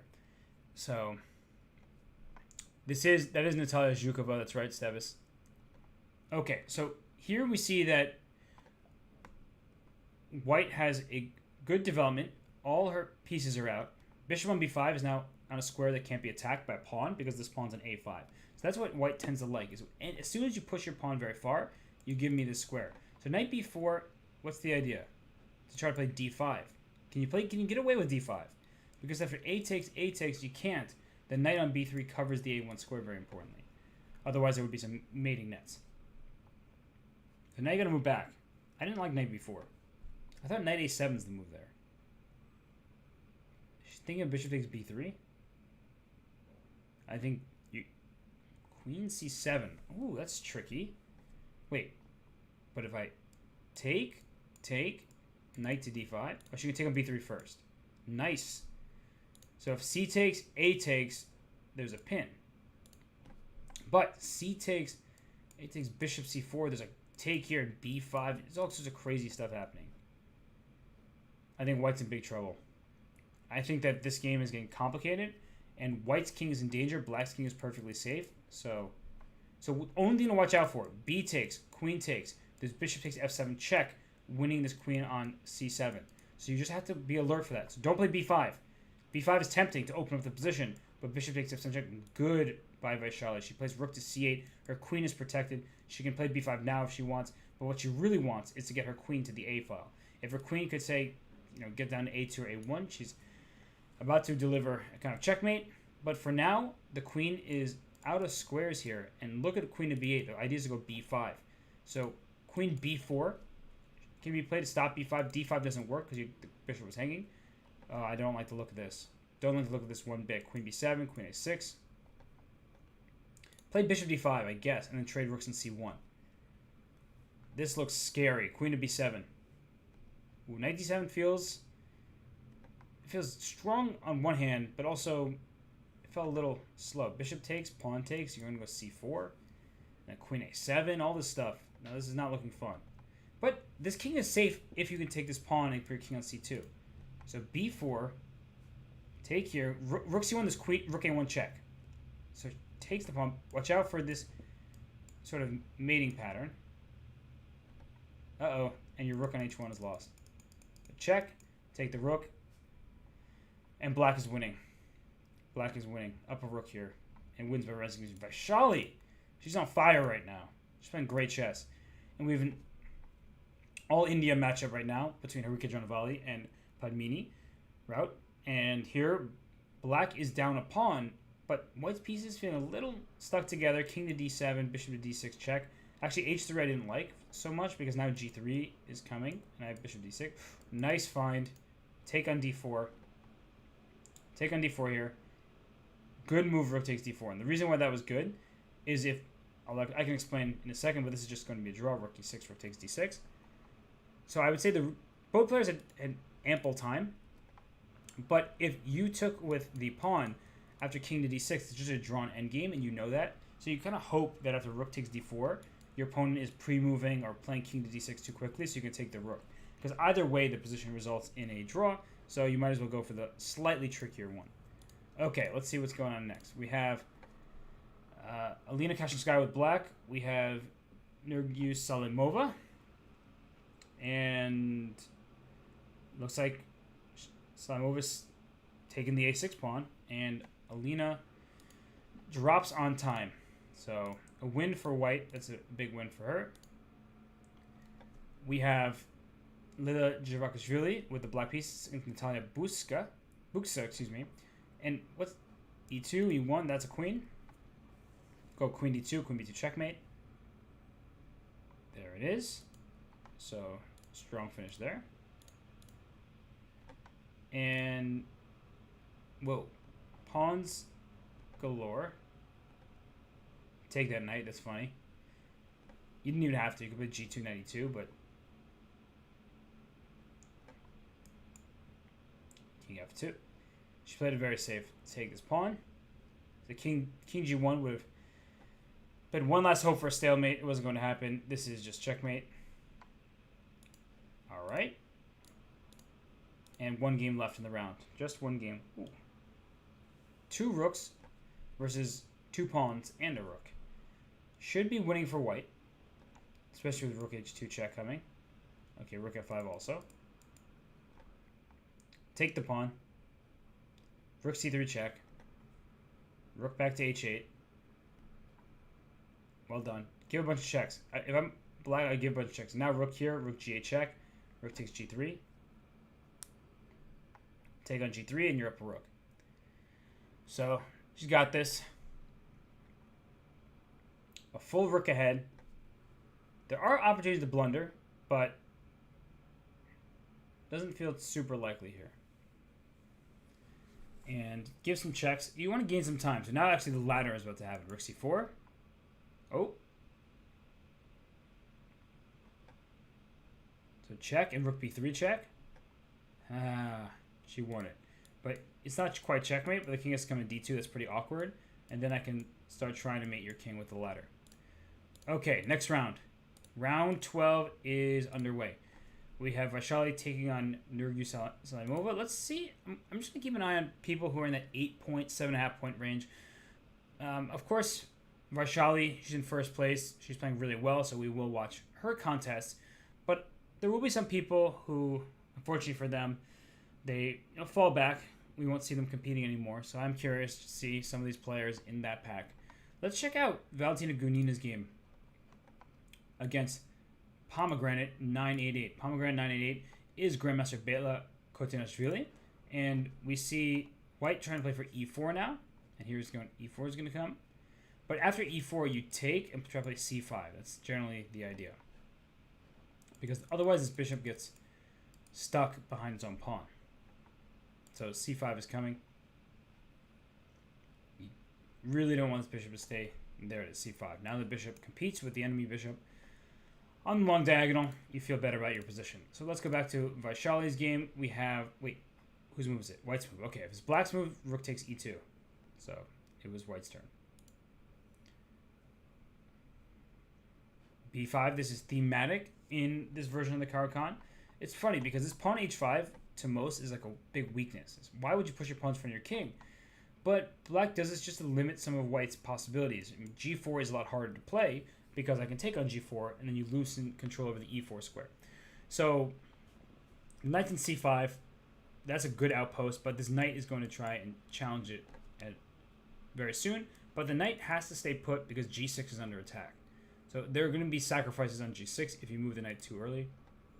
Now with queen f2, I would think about knight to e6, just trying to trade off the piece. King g7, safe move, good move. And g4 is coming up soon. I don't want to just allow you queen f4, but g3 doesn't work. This pawn will be hanging. Bishop e4 trying to trade pieces. It also gives the square for the knight on d3. How about g4 now? This is looking pleasant for White, but not in the clock. And double the time, essentially, for Black here. So Salimova is trying to get a huge lead on time and win this game. But I am somewhat worried about this king here. If queen takes, now I have rook f1. Switch my rook to same line as the queen. This is not easy. This pawn structure is actually very helpful, though. Because if White plays g5, you have f5, closing down the f-file. So c4, can I just take that? Okay, she sacrificed the pawn, so her king side didn't have to open up. But rook e2, oh gosh, it's opening up. No, this is bad. Rook c1, only move. Only move is rook c1, but then rook takes f2, and then rook was hanging. So a win here for Salimova. Unfortunately for Vaishali, she's about to be caught in the standings. In fact, Zhukova already overtook her. E. Queen b2 is mate. Rook b8 is helping out if needed. So it seems like now... Oh, man. Okay, what's happening here? So king on h7. Ooh. That's a problem. So Harika wins that one. And that's a good pass pawn. That's a weird knight on a1. Haven't seen one like that in like forever. It's just should be easy now. Oh, okay, knight takes b3. King takes here. Knight b3. Oh, knight b3. Oh, knight check. It should have been easier than this. And now Black is the one who can like try to be tricky here. Oh, but now White, it's back for White here. Good idea by King e2. Very good idea in my opinion. Instead of trying to promote and seeing what happened there, just liquidate, trade off. Wait, actually, hold up. Hold up, that pawn's going. And it's gone. Oh my gosh, Black won this. When we tuned in, I jinxed the situation. What's wrong with me? Why do I keep doing that? It looked like White should just win easily. Oh, that's sad. King c4, king c2, take this knight. We're going to go back to a critical moment because why I was thinking this would be so simple was because it looked like White was promoting and there's nothing Black could do to stop it. But here's a moment where sacrificing some of the material back is good.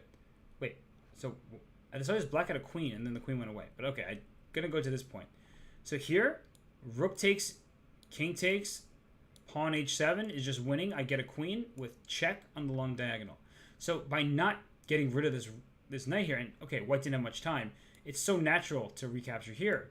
But then after what happened in the game, oops, sorry, went ahead, too much for my own good here. But what happened in the game was very tricky because this knight came back for black and helped win the game. So even rook takes c2 here, it's hard to make these moves in time trouble. But rook takes c2, getting rid of the passed pawn so that you can go promote would also have been good. But the table's turn. This happens in Bullet all the time, and we go on to the next round. So we have Salimova taking on Zhukova. Zhukova now in first place. Salimova in a tie for 2nd through 5th. And now there's a nice pawn on d5. You're never too happy, but that queen on d7 awkward with this bishop on c8. But she didn't want to commit to f6 because then her light squares are vulnerable. So rook f to d1. I like the way Salimova was playing this. These are strong rooks. These pieces not doing anything for black. Probably h6 at the right moment to kick this bishop away. And d4, it is well defended. What about e3 though? e3 will get the bishop trap after g5. So that's why h4 was the choice. Queen f7, hitting this pawn on a2. a3, not really the move you want to play, but understandable. It feels like black has really gotten out of this. Now bishop to b3 comes to kick the rook off the d file. a6 is also perfectly good. Just stopping any kind of b5. Bishop c4. Hitting e2, stopping b5. Bishop b3 also stops for 5 and hits the rook on d1, so that's a pretty good move. But I think the rook on d2 is helpful, just protecting e2. The issue is this knight is reroutes. Here comes knight d3. Here comes knight c5. You don't really want to trade bishops. Your king feels weaker. So knight f3. Back. I mean, 91 knight f3. Not exactly the repetition you want. But how about b5? Now that's available to you. So I would consider it. The bishop just got trapped here. That's a problem. That's a big problem. Good alertness by Zhukova there to trap the piece. And she's thinking about taking on f3. She does. E takes, just take this, and don't lose your queen to a pin. Take this pawn on f3. Knight e5 is really nice. Really nice move. Taking control c4, threatening knight takes f3, and now you're liquidating. So now black is up a full piece. d3 is about to happen, and once d3 happens, this bishop is hitting f2. The queen takes g3, so bishop d4. Rook c7 is one check. Oh, queen g3. Queen h3. So only one check still. Can you play rook h8? Rook c7. Wait. Rook c7. I guess you have king. Wait, rook c7. The game continues because you have to bring your king to the h file. Unless you have king f8. You have king f8. Whew. I calmed down. King f8 because this square is under control by black's queen. So that's why the resignation happened. Good play there by Zhukova. Let's go to Vaishali taking on Padmini. Ooh! Just as we tune in, there's a checkmate on the board. And, well, it looked like black was the one threatening, but the king was so unsafe in the center of the board. So, rerouting the rooks to the c file and checkmating black. Let's go to Zagnidze taking on Harika Jarnavali. Knight on c5 is very strong here, protecting a4. And the thing is, what about rook takes c5? Can black go for that? You have to count, and I don't have time to count when they're moving so quickly, but Harika does have time.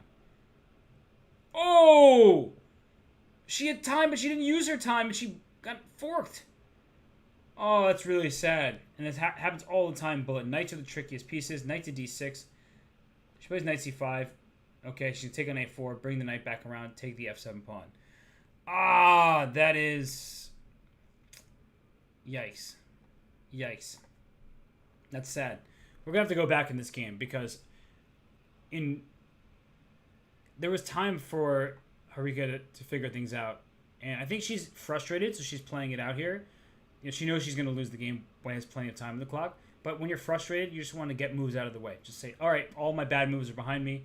Here, it's resigning one move before checkmate. You have to allow the checkmate at that point. So where was it? It looked like black was just cruising in this game.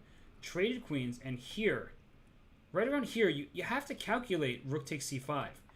Because the king comes to b4 quickly. And I don't know if it works, but at this point, when your opponent plays e4, like, you have 26 seconds left. Playing this so quickly obviously backfired because the knight takes e4. But you have time on your clock. You have to use it. So there's such an urge to play instantly in bullet because you only have 1 minute for the entire game with the 1 second increment. And I think what is partially difficult is when people do play bullet, you don't have the increment on the clock, right? Whenever I play bullet, it's 1-0. That's it. I'm getting flagged all the time because my mouse speed is not very good. But you get into that mindset, so you're playing instantly every move, but then you could sit and think for 10 seconds there or 5 seconds there, and then she wouldn't have blundered her rook. It's a mistake that everybody goes through, so I'm not trying to say, how could you? But it just is a good learning moment there, where if she is going to go qualify and then compete in the knockouts here, you need to use your time wisely, which she was doing. She had a great position and more time on the clock, but in that critical moment, so you don't miss knight forks, you have to spend a little bit of time. So this game should just be a draw. You're going to sacrifice your knight for the pawn. Even king a6 here would have been good with knight d6 check because the king was going for the pawn. So knight c6, knight a7 check, knight c6. Also, black has plenty of time here. They drew by repetition. Great. And this one should be a win for black. Up a pawn. That's right. Hard to realize you have time often in bullet. Yeah. You never think that you actually can spend some time. Knight f4 or king f2, queen g2 mate. And we're going to round 14. We have Natalia Zhukova in first place, clear first place. And only one player with 10.5. That is Padmini. And they're going to play each other. And then all the way down in 19th place is 8.5 points. So I'm sure there's so many people there. But as you see, it's going to be a tight race to the very end of this. We watched Alina Kashinskaya lose a couple rounds ago. Now she won a couple games. She did 9 out of 13. I'm going to bring up Flawless Fighter as well. But let me just stick to Zhukova here. Bishop c5. Knight takes c5. That way you can go d4. And actually, bishop takes f2 check. There's king takes f2, and you'll get d4 anyway. So bishop b4 would be d takes c5. This is a theoretical line. The point was, if you took an e5 right away, the bishop takes back. Now after c5, your bishop moves, I take on your knight here. If your bishop doesn't move, I'm just going to take on d6. This is actually already quite a struggle. Oh gosh, you don't want to take with a pawn. These are not good. Really not good. And white has the bishop pair. So white has the bishop pair and the better pawn structure. That's not good. d5 is coming though. Queen b6. Queen b6 and d5. a6 a little too solid for my taste. And b5. But the thing is, bishop gets a b7, white goes d5, and good luck to your bishop ever seeing the light of day. Bishop g... Oh, wow. She baited the queen, knight d5. That was really nice. That was really nice. This game is going to conclude soon. Knight takes f6, or bishop takes, queen d2, queen f4 stuff. Oh, gosh. This is one of the worst pawn structures I've ever seen. And bishop to g5, bishop f4 first, before bishop g5. It baited the queen to e7, and then bishop g5 has knight d5 as a follow-up. That was some really excellent stuff. And I would play rook to d1 just so I don't drop my pawn on d4 and then play queen to f4. But rook c1. The knight is stuck here because of knight c7.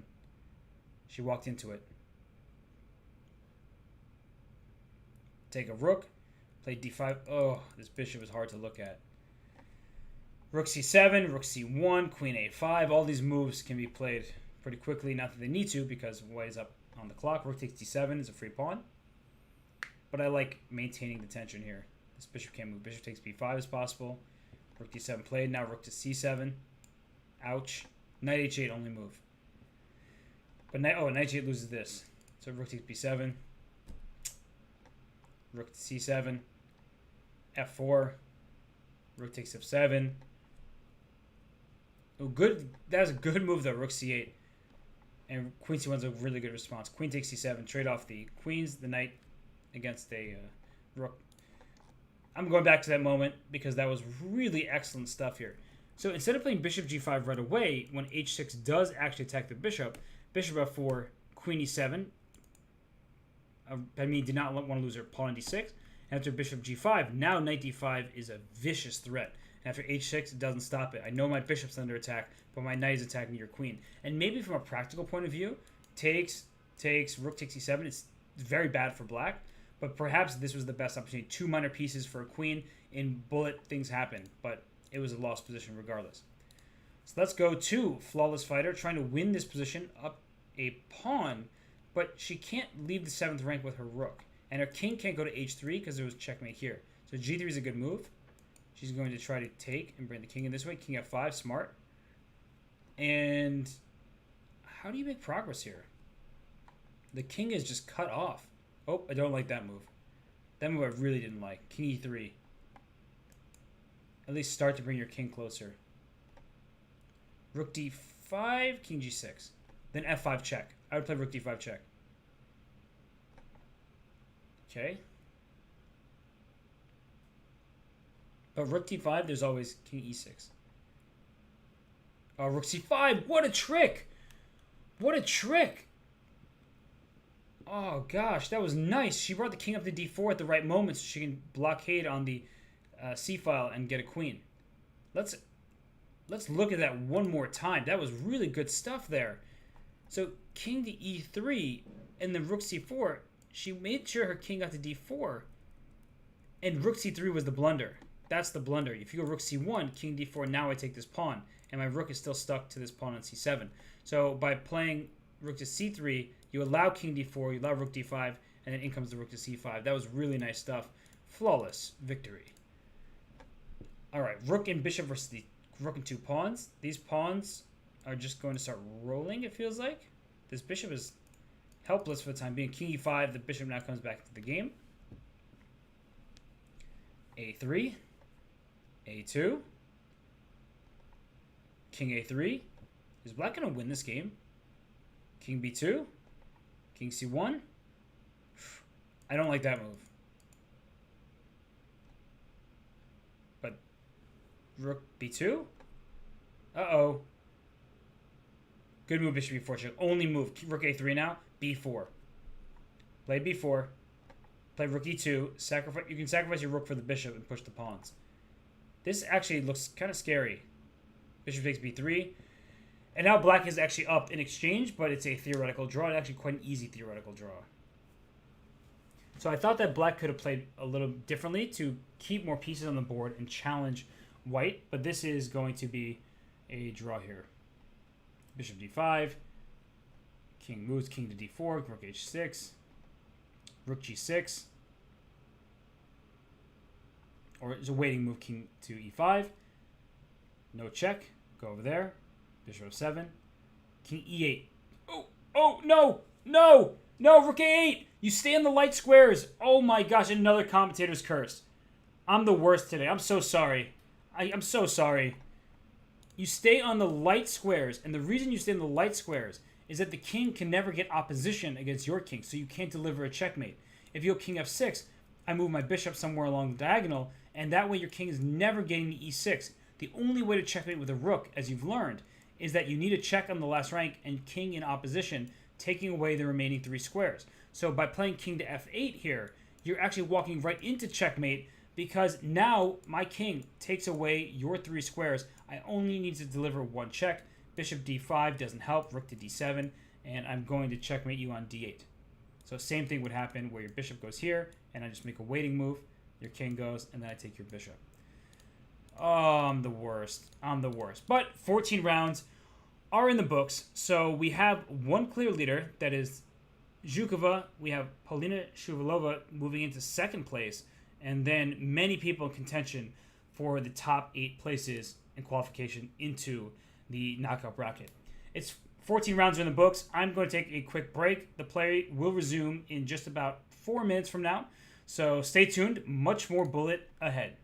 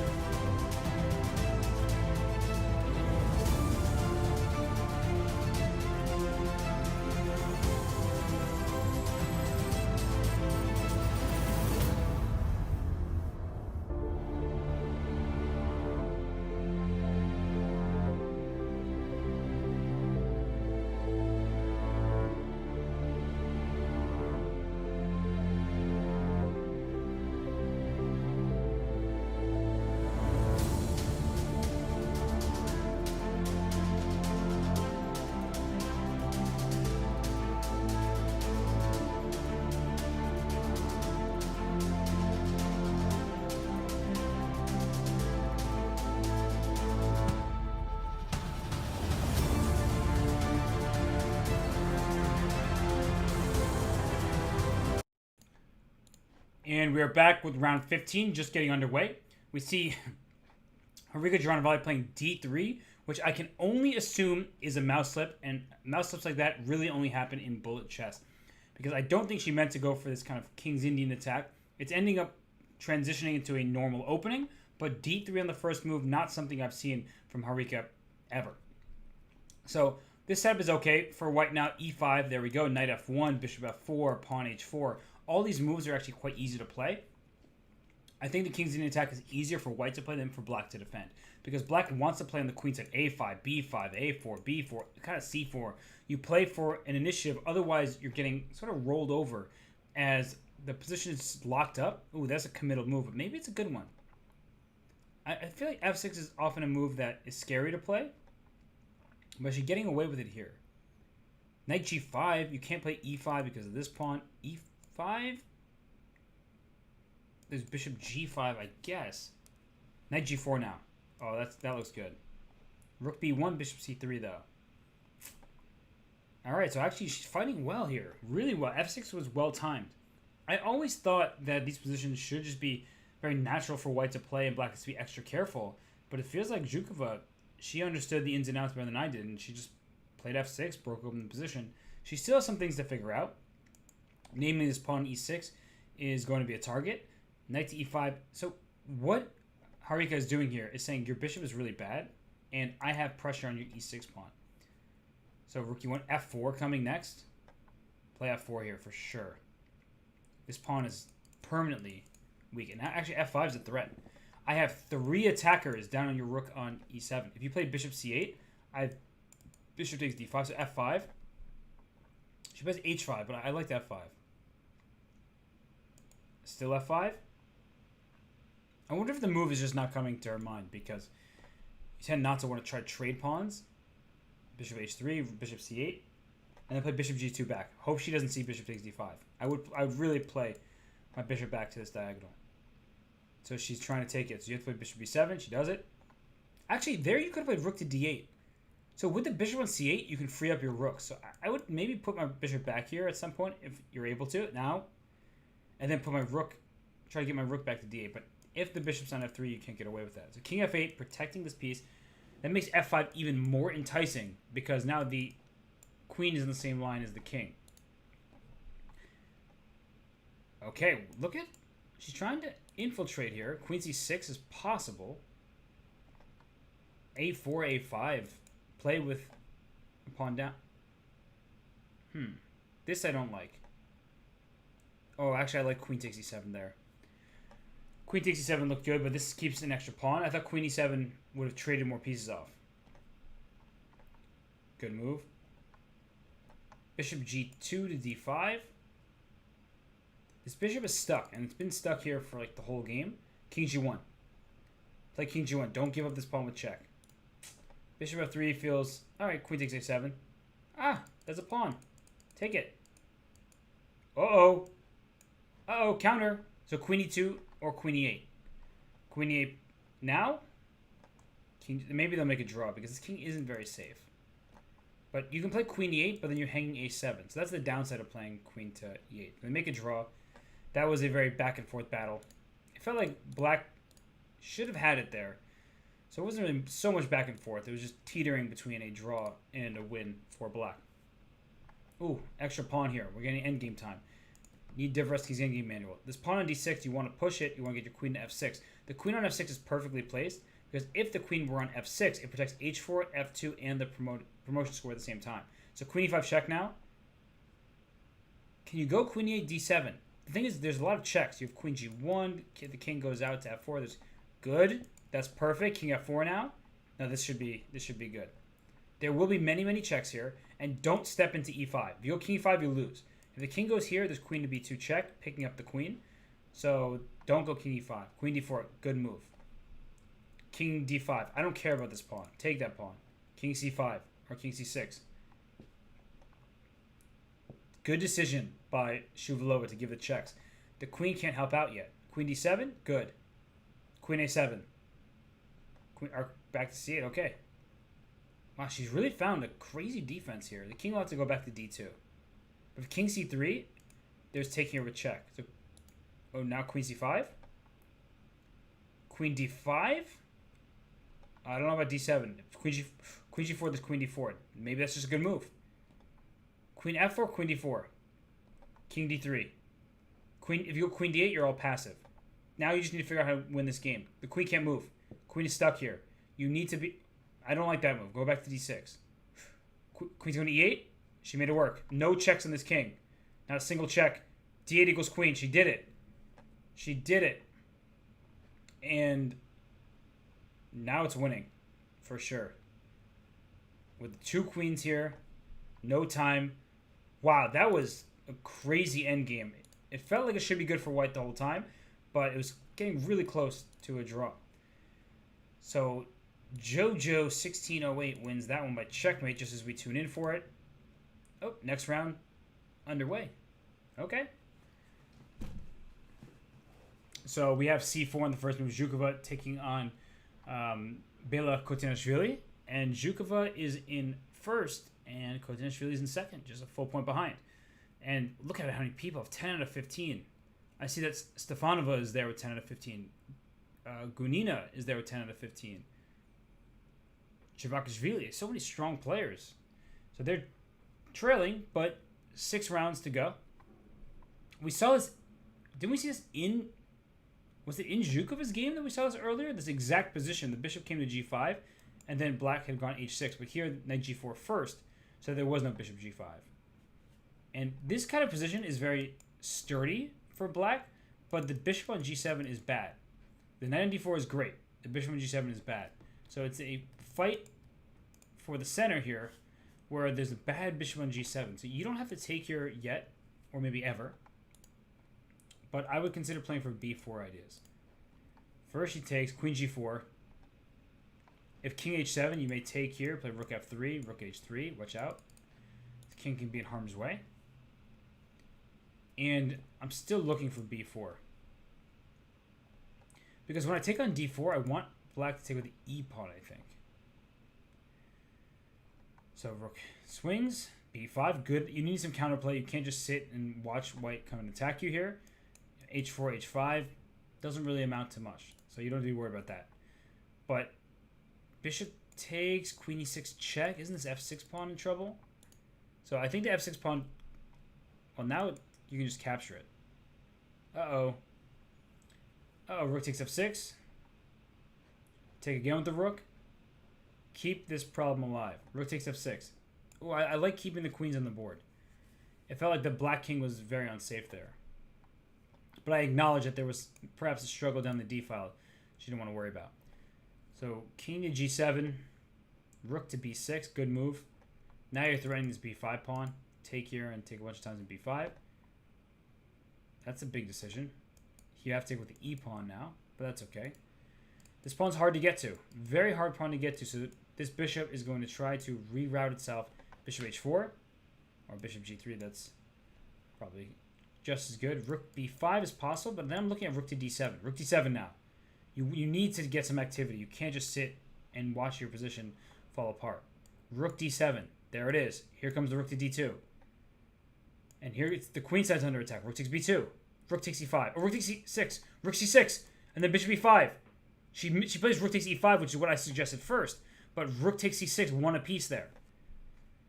And now all of a sudden the a2 pawn's in trouble. So play c5. Oh, you can play c5. Your rook was hanging. But now c5 is played to play bishop c4 with rook a1.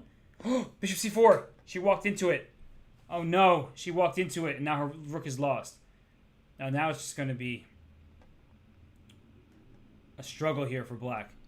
Bishop on d5 trying to help c6 happen. Now these pawns are stopped. They can't even move anywhere. And white's pawn is actually the mobile pawn. Wow, wow, wow, wow, wow. Here, just to go back, rook takes c6 was best because the idea is bishop takes e5 with check, picking up this rook on b2. So you steal the knight first. Rook takes e5 was ignored. The rook came over. And then when you have this kind of position, let me just go back to the game there. You have this position here. Just missed this move. Rook a1 gets the rook to safety. But I understand why bishop d7 was played to get more active. But unfortunately, this check was on the docket. So that's a win for Zhukova. She continues to be impressive here. And now Alina Kashinskaya is trying to hold this position in an endgame now 2 pawns, and they're split pawns. The rook is not going to be able to handle them both, I don't think. So rook h4. She's going to give a check. Is that her idea? A check and back, but it's Daisy Corey. Haven't seen her name on the leaderboard today, but she's about to win and go to 12 points out of 16 games. Wow. These players are right up there. Now this king is now queen c3, take the rook. Yeah, Daisy Corey didn't need much help figuring that one out. So that's a victory for Corey. And let's keep going. Ooh, Vaishali. She only has 10, well, only, as if that's a bad score. She only has 10.5 points right now. And she's going to try to stalemate her own king, but it's not going to work. King to b1. She wanted to bring her king down to a1 and stalemate herself, but this is now just simple rook. Bring the rook to c2. Going file by file. It's pretty funny. King e2. King f2. And rook h3 mate. Very nice. Very, very nice there. And poor Vaishali, she's struggled recently. After leading the tournament, she now is finding herself still in contention, but not in the top 8 places. All right, bishop takes there. Take on e3. We're just going to make a draw here. All right, draw agreed. And now black winning here. Quattroporte. Let's see who that is. That is Katarzyna Dulovich. Okay, up a queen and winning. So now we have 16 rounds in the books. Zhukova with 13.5. There are 5 rounds remaining. So she hasn't quite locked up a qualification spot, but she's getting very close. I think if she wins this game, she's almost guaranteed a spot with 14.5 points. Unclear. But okay, she takes on Daisy Corey. Daisy Corey now in 2nd place. Where did she come from? I don't know how she started the tournament, but she wasn't at the top of the leaderboard until this moment where she's now in 2nd place, and she can try to help. Well, I'm trying to think about this. Other people probably want her to lose because they think that Zhukova is going to qualify to the top 8 no matter what. So they would want Daisy Corey to lose so that they can catch up to her. So it's funny how this works. Sometimes you want that person, the trailing person, to beat the leader so you can have a chance to win 1st place. But it's just about getting in the top 8 places. So everybody's rooting against each other. So they're a lot of them are friends, but you can only be friends off the board when it's about your qualification here. You want to just be objective.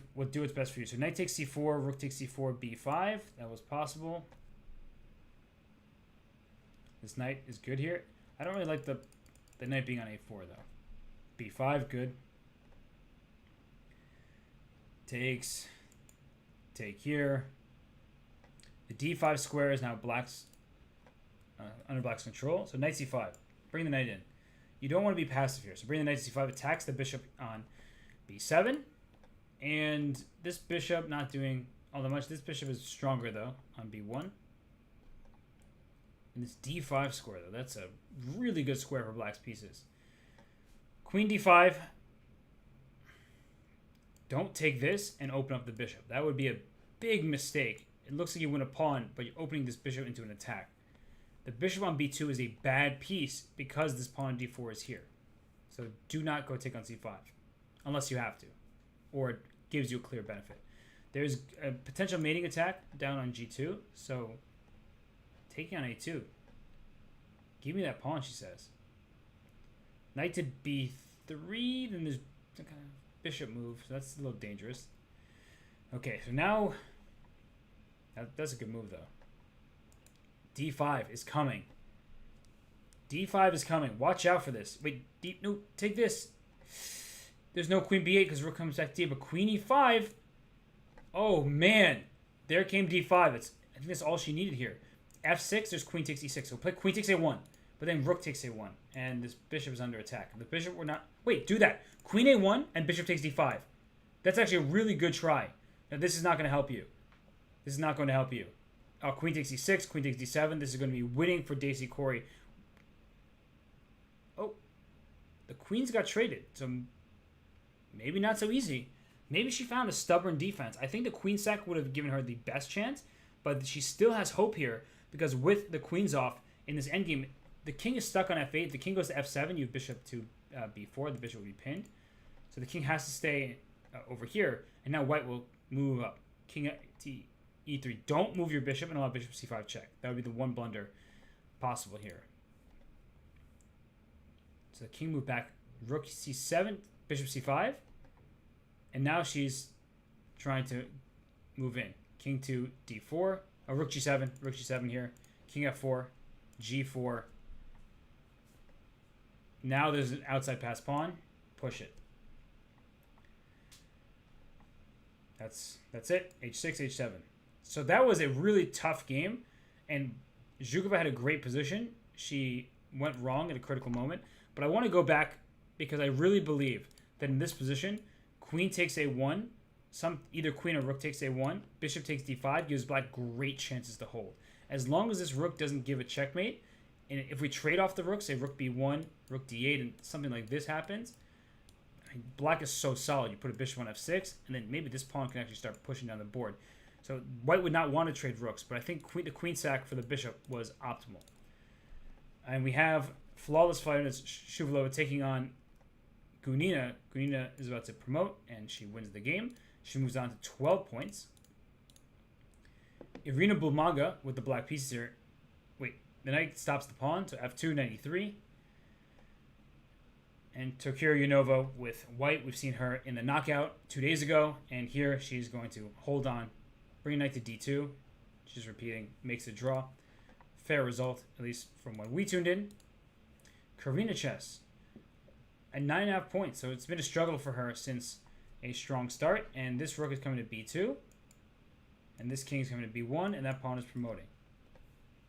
But you're going to lose this pawn on f4 in the process. So rook h2 now. Wrong move order by white. Because now this king just darts back here. Just bring the king back. And now the king's not even shouldering the other king. You want to shoulder your opponent's king. King e5 now. Game over. Rook g1 check. King to f6. That is, sadly, for Karina, she just... Yeah, this is checkmate. Just to go back there one last time, that around here, you have to take this pawn first.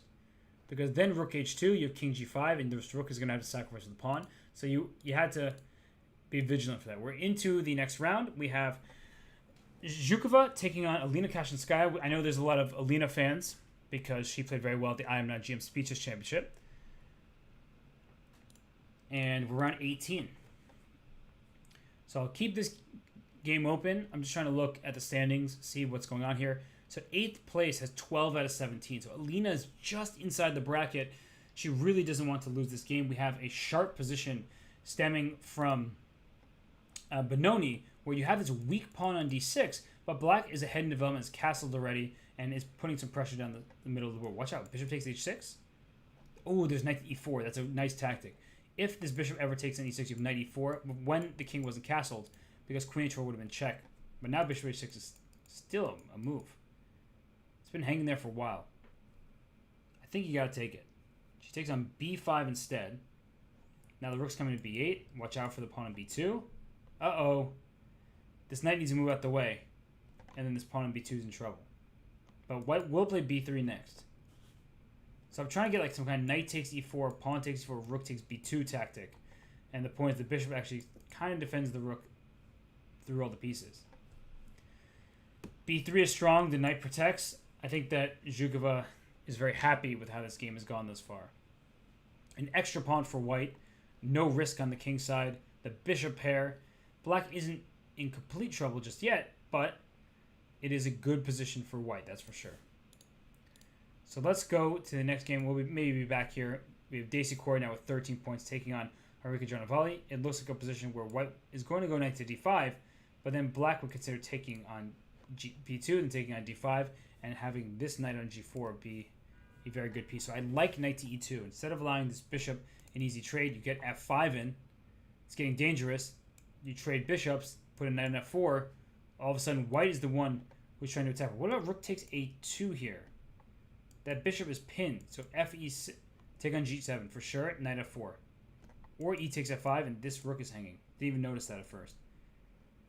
Oh gosh. Everything is opening up. The floodgates. This. Knight c6 is possible. This knight on d4 is a good defender too. You need this. Watch out for c5 though. c5. Knight f5 check. And the king has to go to g8.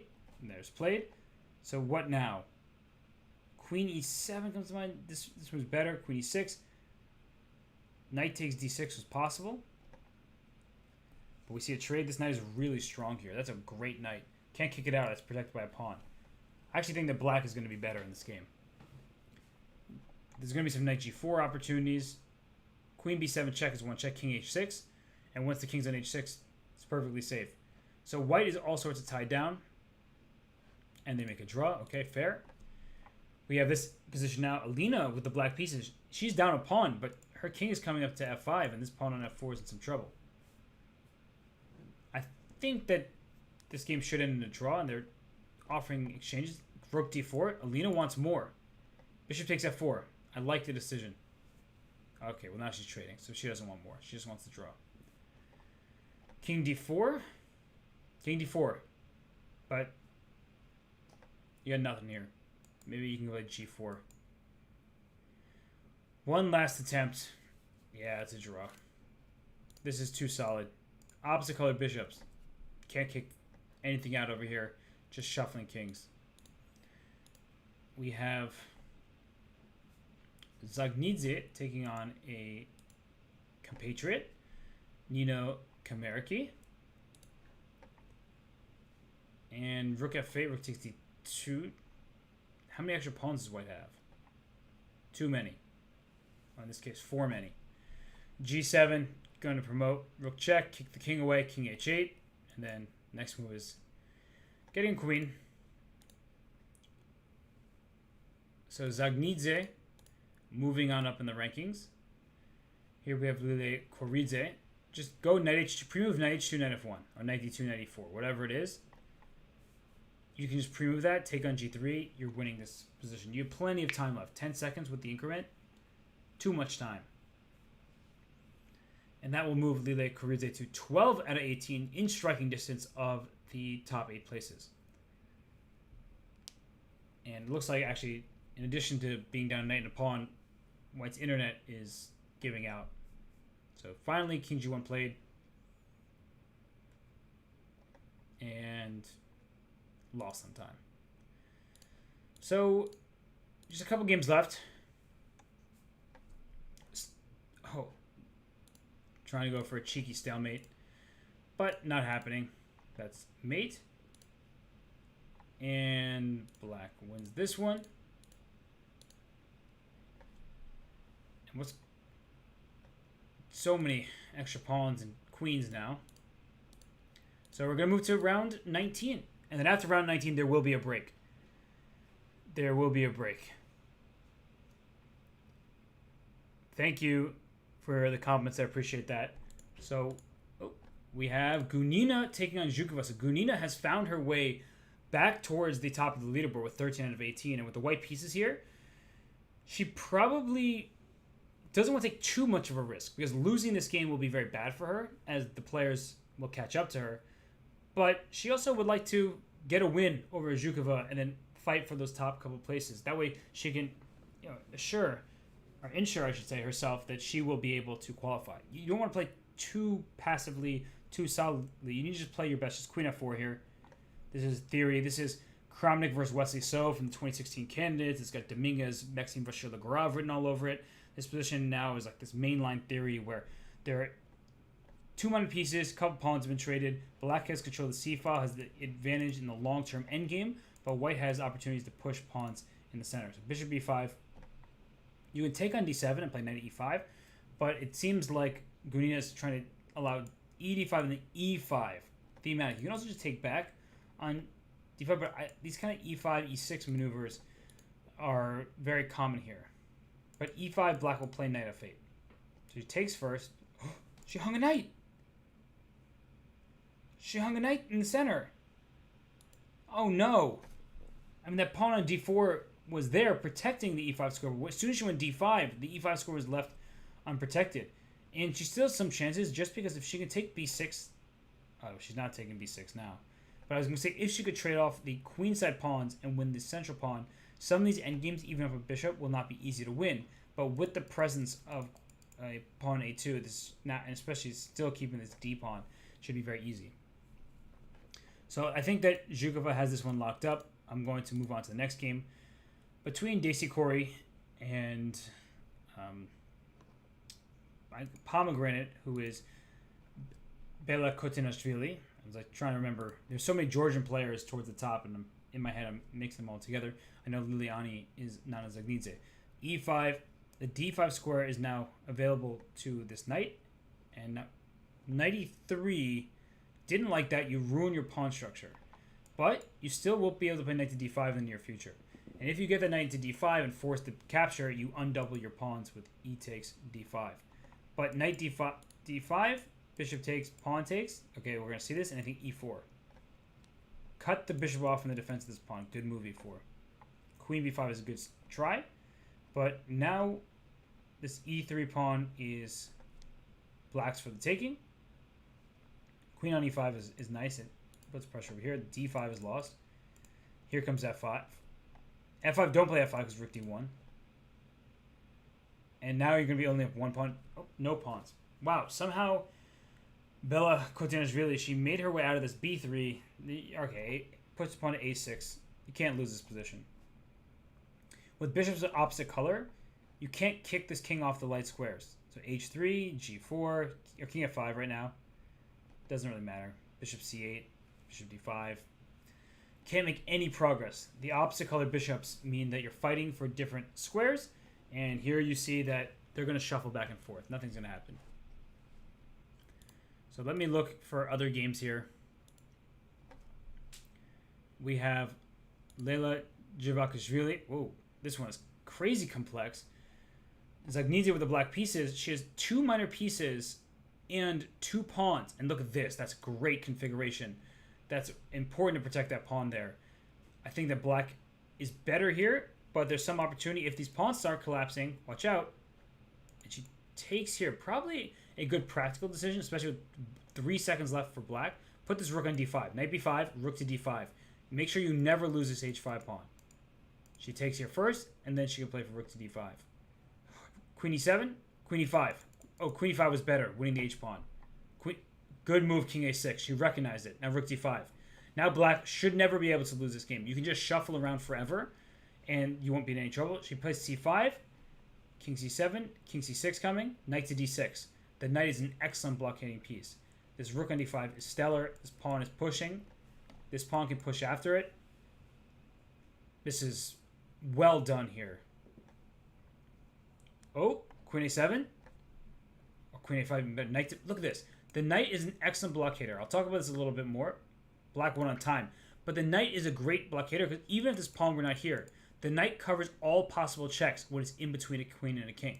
Covers this square, covers this square, covers here, covers here. So even if these B and C pawns were not here, the knight is amazing in defense, and black won this one on time, but was winning in position anyway.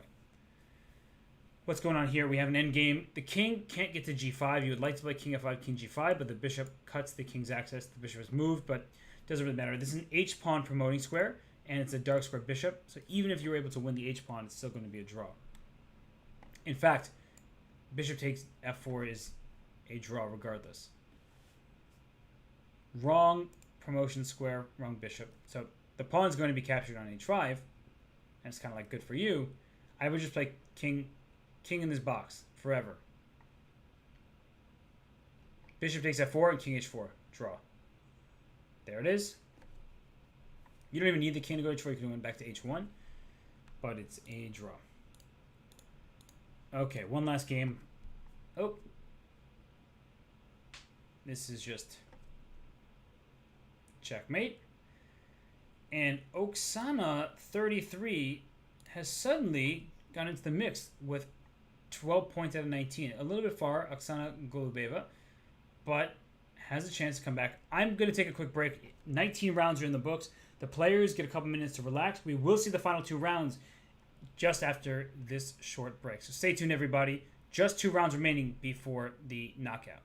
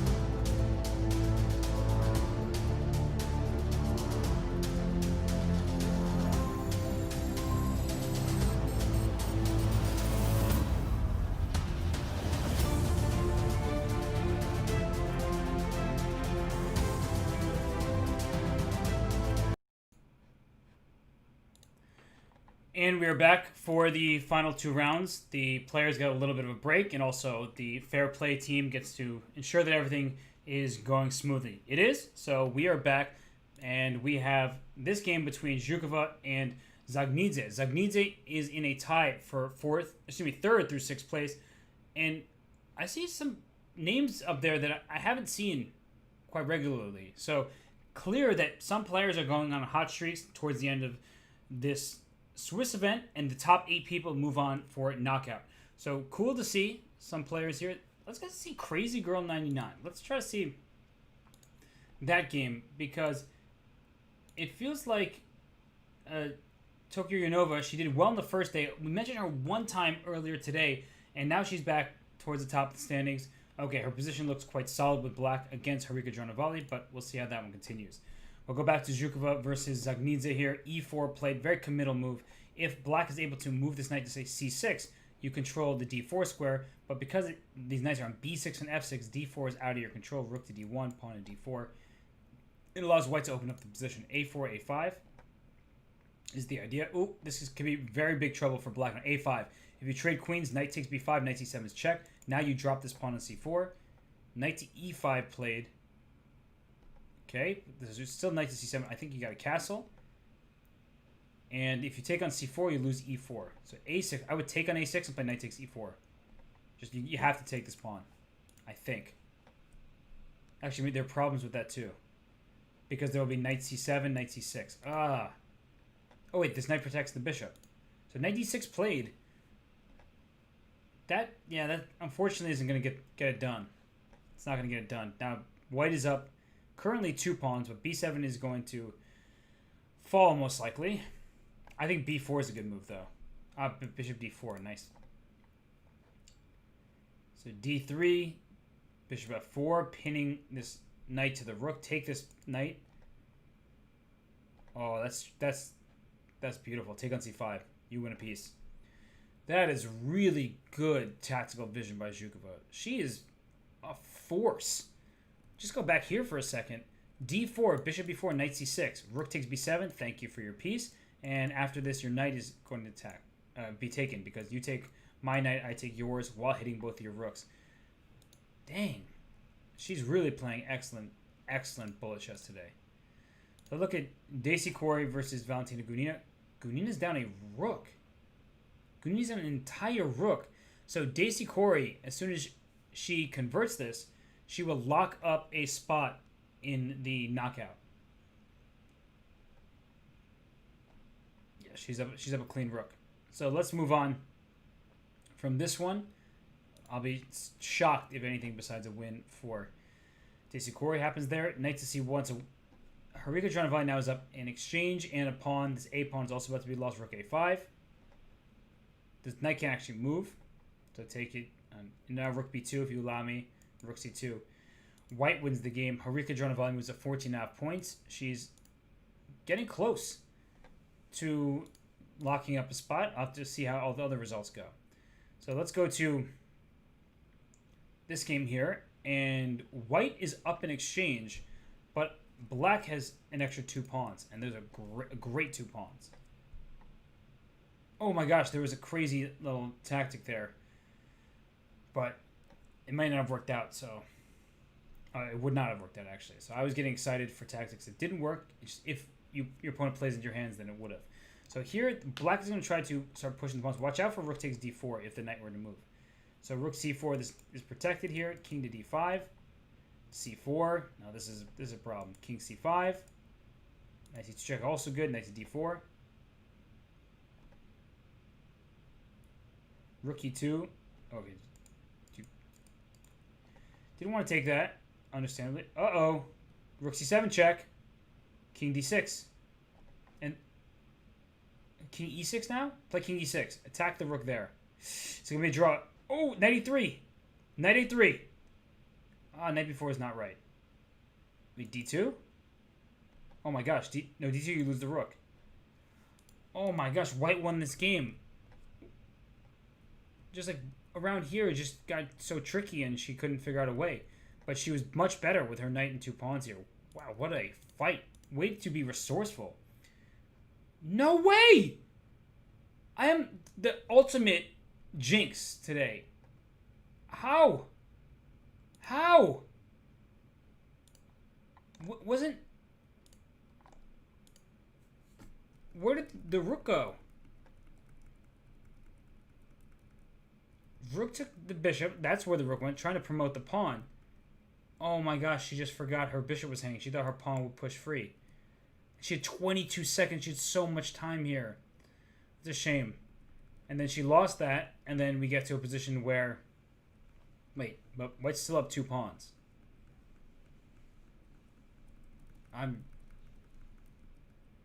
The rook, though, is tied down to the defense of h3. That's unfortunate. I think it won't end up mattering all that much for Daisy Corey because she is 14.5, and there's a tie all the way down to 13th place with 13.5. So I think she's good because her tiebreaks will probably be excellent, but not the results you wanted. That's for sure.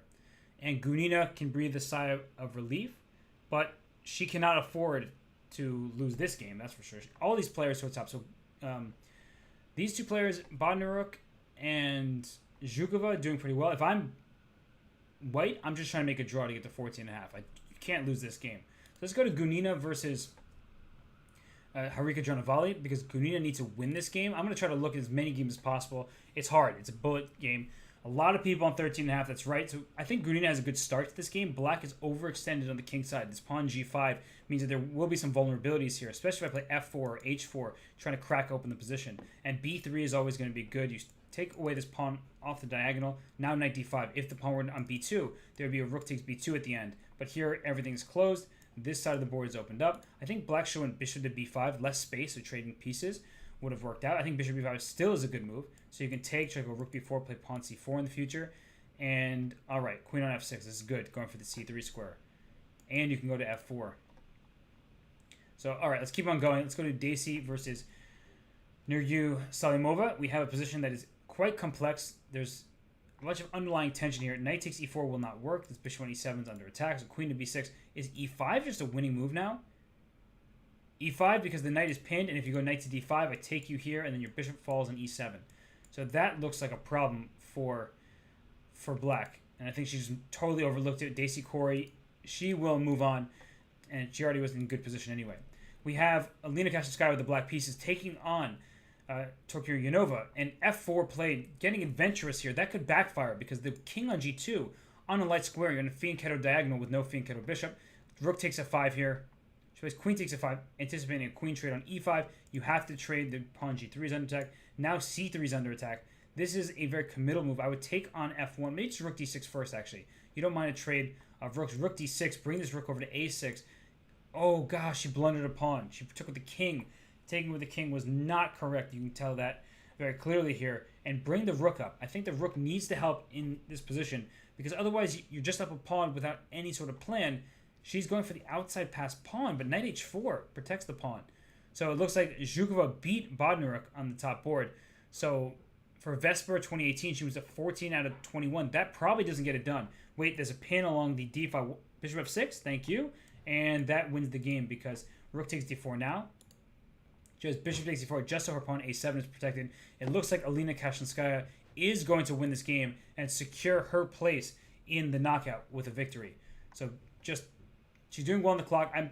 I feel positive that the I Am Not GM Speeches Championship has helped her because she was playing at this exact time control. And even though she ended up losing in the final to John Bartholomew, you get that experience. You get just kind of used to playing bullet with an increment.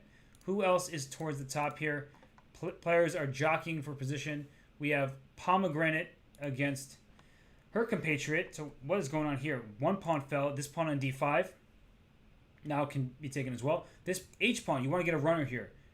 This pawn a7 is protected, so don't think you're losing that one. Bishop f2 check. I would not even protect the pawn. She plays it to protect it right away, but I would have enticed my opponent into taking it to have this bishop check. Rook takes a7 is going to be possible, including right now, but then you're worried about h3, h2. So you bring the rook back to h8, rook check, king g1. Bring the king closer to the pawn. Bring your king to h1. You want to sit in the corner. King g4. This is actually a potential mating attack. But watch out. Rook g, don't king h3. King h3 is mate with bishop e6. So you have to avoid just getting mated on the light squares. That could be a problem. Bishop f4, very good move. There's actually checkmate ideas. Rook b2, threatening rook b1 mate. Oh my gosh. Bishop d1 check. Bishop d5 check. King to g3 is possible. Wait, you could take this pawn. That pawn was hanging. Rook e4. Oh, wait. Oh gosh, she blundered the bishop in the center. So it looks like Bela Kotenashvili is going to lose this game.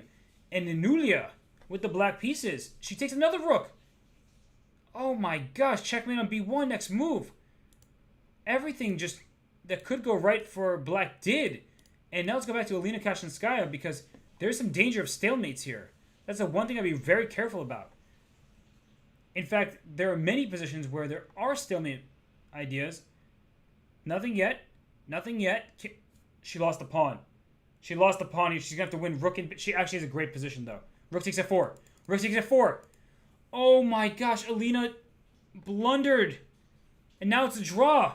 And I don't think she'll qualify. Oh my gosh, she's tied with 14 points. And she's... We'll see as the standings update. Where is she? Oh, she has good tie breaks. But there's one game left. There's one game left. That was a scary finish to this event. We'll see how the tie breaks end up there. But there's a big tie with 14 out of 21. This is the last game remaining. This one was won here. And we'll see the final results. Let's see them pop up. And it's a scary moment for these players who are, okay, it's there. So Alina Kashinskaya makes it through in 7th place. Mindhunter, who started off really well, finishes in 8th place. And then as you see, unfortunately for Tokyo Nova, she's on the outside looking in with 14 points. Vesper 2018 lost to Zhukova. Zhukova had an amazing event. So we are going to see we are going to see these top 8 players: Zhukova, Daisy Corey, Valentina Gunina. That is Zagnidze in 4th place. Ninulia with that last round upset over her compatriot. She's playing some great bullet today. And that's Harika Dranavalia in the 6th seed. Alina Kashinskaya at 7. Wow. Wow, wow, wow. So this is some crazy stuff. I didn't expect all this to happen, but now that it has happened, pretty cool to see.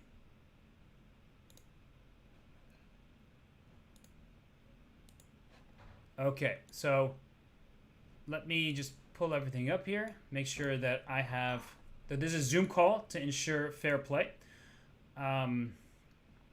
Let me just grab that, make sure that we have all the players. Wow, some of them have really cool backgrounds. In fact, Natalia Zhukova has a really cool background. Well, I'll show that in a bit. But for now, just making sure that all of the players are set as they get ready for the knockout. Because 8 players, the top 2, so you just have to win 2 matches. I mean, just as if it's an easy task. But you win 2 matches, you make it through, you are qualified for the WSCC. And I'm just waiting for word from the staff just to make sure. That is funny. That is funny that everyone up there has diamonds next to their name except for Vanina 1989. I don't know why that is. But obviously she is completely worthy of the diamond. So maybe she did it on purpose. Maybe she wanted to stand out in the crowd. But, okay, we have our top 8. Let me pull up as we transition here to the bracket portion of things. You see the matchups on screen now. Natalia Zhukova, she was the 1 seed. Gunay Mamadzada is the 8th seed, so they take on each other. Nana Zagnidze takes on Nino Komerki. Nino was great. She beat plenty of her compatriots, including the final round, to qualify. Daisy Corey taking on Alina Kashinskaya, and Valentina Gunina versus Harika Dranavalia. So this is pretty cool. Some really great matchups here. In particular, the last matchup, Harika versus Valentina Gunina there, that is a GM battle that you would see in many of the top events.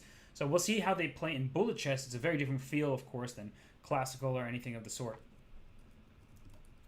So let me just make sure I'm all ready to follow the players as they will begin relatively soon. They're just getting set up in a fair play call, and I will follow players from each matchup so that all of the action, or at least as much of the action as possible, can be covered. When you have bullet chess, good luck to me, right? I need it. But also good luck to the players, because it's going to be very tough for them. A 2-game mini match.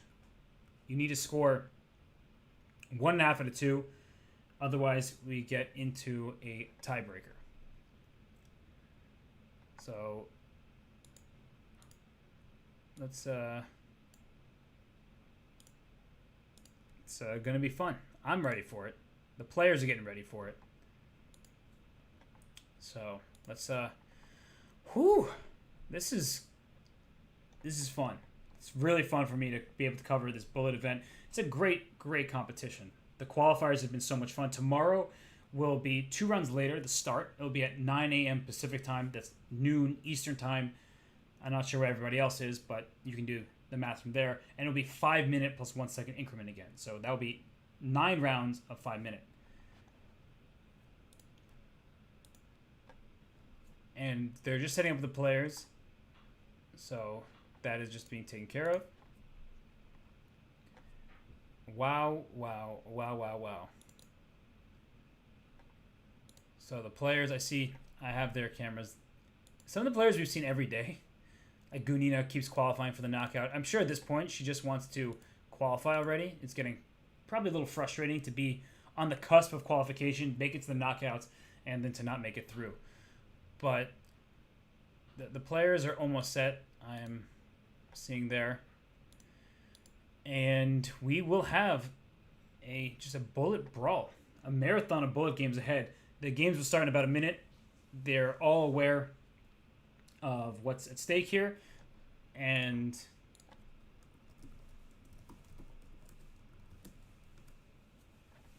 they are now all there. So one player was just trying to join the call and now is in. And all right, well, the tiebreak will again be Armageddon. So that's the decider. Black will get draw odds in Armageddon with 4 minutes, and white gets 5 minutes in that case and has to win. Harika versus Valentina is the matchup you're looking for. Well, that's a matchup I think everyone should be excited about. Grandmasters taking on each other in bullet chess. Pretty fun stuff. So I'm going to keep an eye on the players here. Harika, you know when players get on camera and they forget that they're on camera, they start sinking down? That's what's happening. So the games are about to begin. Games starting any moment now. I'm pumped for it. And we will start with that matchup between Valentina Gunina and Harika Dronavali, because that one is clearly one that is going to be exciting. So let's see how this one unfolds. And we have Gunina on camera for you. Let's pull up her game here. Oh, wait. They're playing 3 minute. Why are they all playing 3 minute? The time control is all wrong. Hold up. Getting used to that time control from yesterday. So let's, I think the games will all be stopped and restarted. I think after so much bullet, you get into the mindset of, oh, wait, yesterday we played that 3 minute time control for the tiebreaker. Let's do that again. So I think the games are about to be stopped and started again with bullet time controls rather than 3 minute. So the players, you can tell, they're like, wait, what's going on? Let's go back to bullet. I'm going to take them off camera just for a moment. Games have been aborted. And so we'll get back here. But these things happen. When you're going from 5 minute, then a 3 minute time control, then a 1 minute time control, sometimes wires get crossed and you start the wrong one. So I think now everything will be good. The players will be ready. They'll, won't be confused. Like, hey, how come I have so much time this game? Like, I don't remember this being the format in the 21 rounds it just played. So yeah, all those games were stopped, and the 1 minute games will go in just a moment now. So I was like, wait, there's so much time for these players. I'm not supposed to commentate this. Wrong event.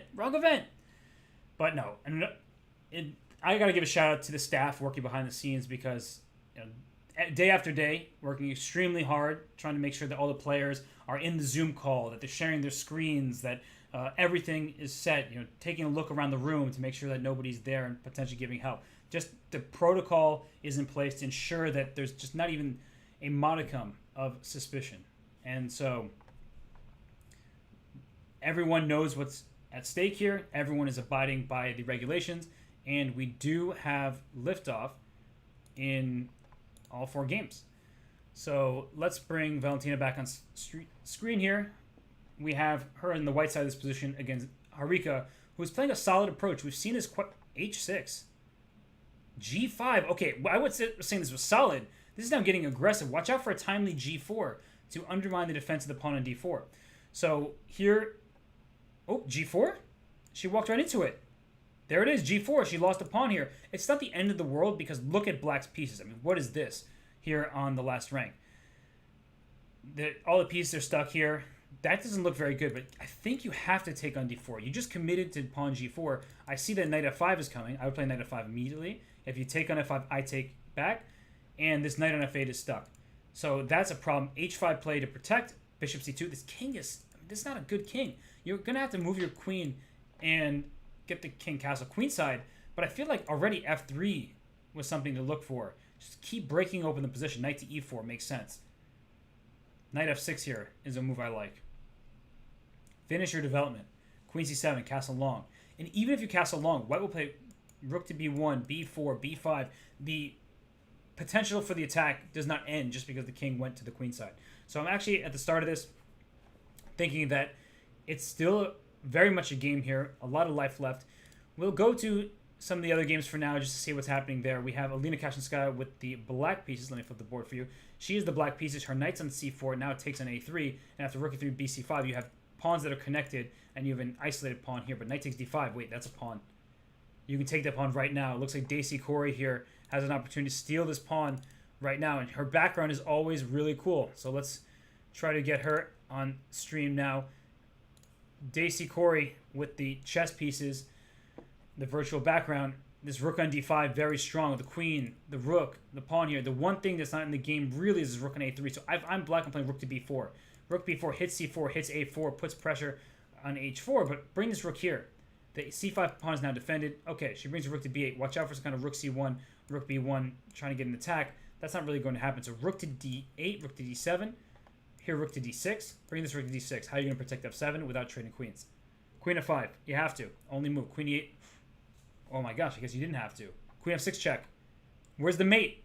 Where's the mate? The king, queen g5? Rook takes g6. No, it doesn't work. Just h takes g6. I'm trying to find a checkmate. Now rook takes g6? That might work. Rook g6 works. Oh my gosh, queen f4 trades the queens and hangs f2. And then you get checkmated. Rook takes f2. You had to go to the g-pawn. Rook h1. King g4 is f5 is mate. It's mate. This turned around. Oh my gosh. And I just need to show that very quickly here. That there was rook takes g6 check. If pawn takes queen... Oh, no time to show it. But unfortunately for Daisy Corey, she loses this game and she has to win with the black pieces. So that was the first result of the first round. That was a crazy game there. Let us go on to the game between Zagnidze and Nino Komariki here, because Nino has been solid all day. 3 seconds left. She has to move. She gives a check. She is down a pawn, and it's a pass pawn. And the knight is doing well against the bishop, but the bishop is trying to take this pawn on d4. And if you get that pawn, you even up the material, you should be okay. Bishop f8, kicking the rook. Can't go back to g7. The f7 pawn was hanging. Look at Zagnidze taking advantage of this one opportunity there to take the f7 pawn. And now it feels like black's pieces are tied down. The g6 pawn can be captured. And if this king can run up the board and even take this pawn h6, this king on g8 is stuck. Watch out for bishop g1, knight f3.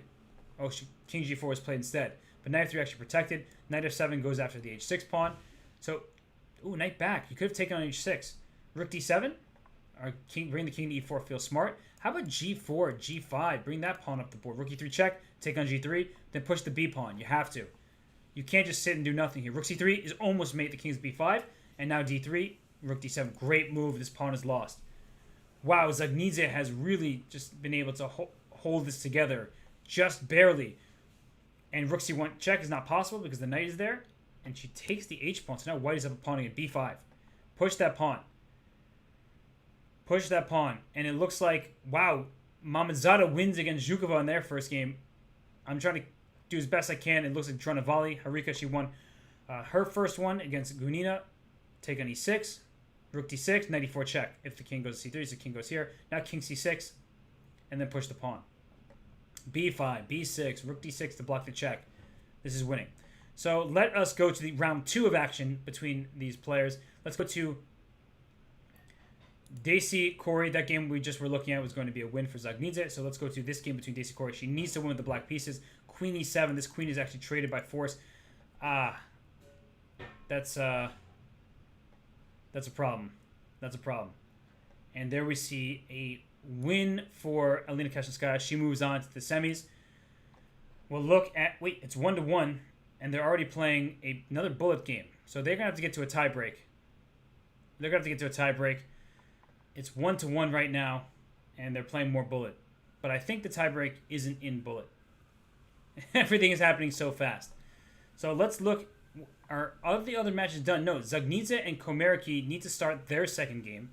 And Zhukova and Mamadzada need to start their second.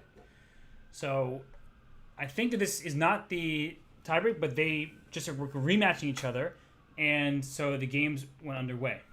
So this match here with game 3 underway, I don't think that the tiebreak is another bullet game. I do believe it is an Armageddon match where white gets 5 minutes, black gets 4 minutes. But the players in Zagnidze and Komariki, see this game was aborted here. it looks like Alina Kashinskaya has moved on, and Zagnidze has a lead. Mamadzada has a lead, but round 2 has to begin. So the players have not rematched each other, and they need to do so. And there's a lot to do here. So I know that when games start and have to be ended, it's because it's bullet chess. The players are starting their new games before anybody can even get to them, and then now they're so focused on their games that it's hard to get their attention. But they were able to get their attention, and now the games have stopped there. But Zhukova and Mamadzada need to start game 2, as do Zagnidze and Komerki. But they're working very hard behind the scenes. It's very intense with bullet chess. So everybody, I appreciate, everyone calmly waiting here. So Nana Zagnidze and Komerki, as well as Tashik and the Mindhunter. What a username, the Mindhunter.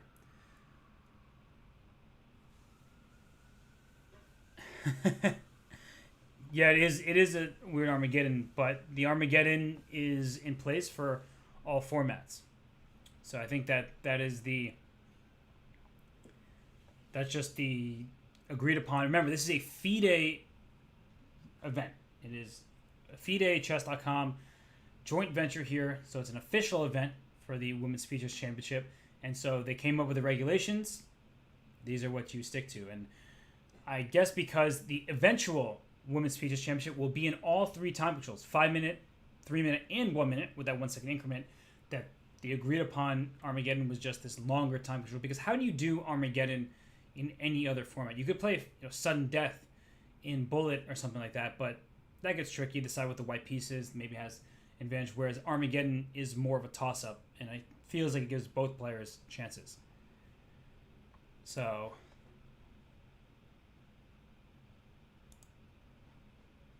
yeah. And what's just waiting on confirmation. It seems like the players, I'm in the call with the players. I can't hear them. I turned that off, but they're being spoken to. And just to figure this out. And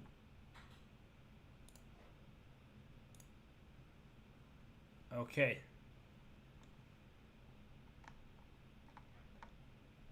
I'm just awaiting word here. Lots happening all at the same time. It's hard to talk to the players if they're playing bullet games, so.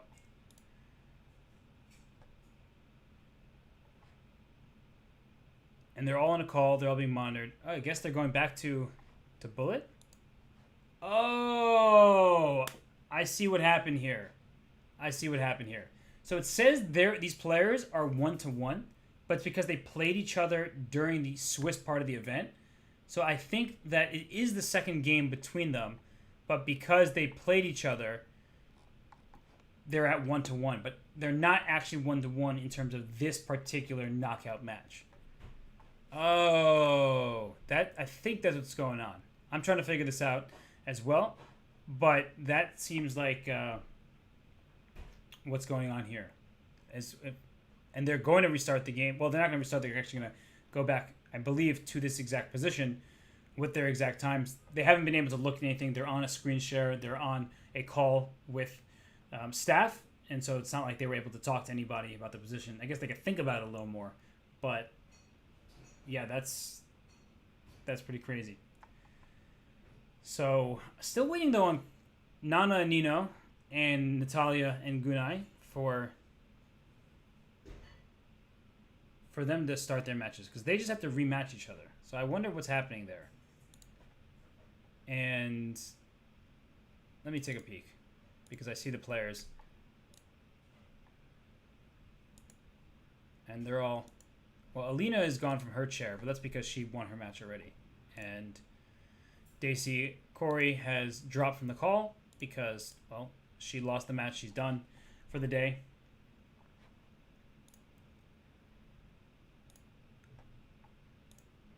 All right, so they're getting everything settled.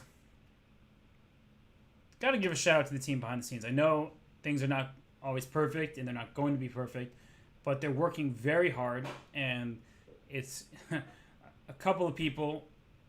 Shout out to you guys, Nick and Isaac, working really hard on a Saturday here, trying to make everything work out. While doing Bullet, things are happening so fast.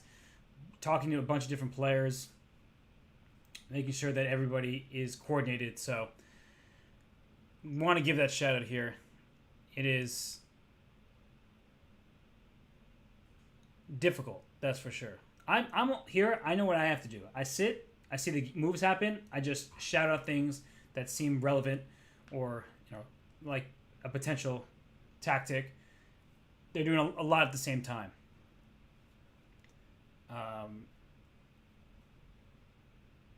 Okay, so everything is being... There we go. So you see 2 minutes, and the reason why it's 2 minutes is because they're just going to take time off. What? Or not. I thought they were going to... They were just going to take time off the clock. Huh?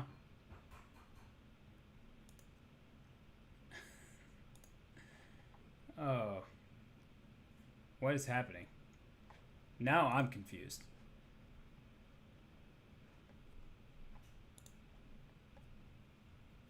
Waiting to see what's happening here. Everyone's doing their best. And... Oh. Okay.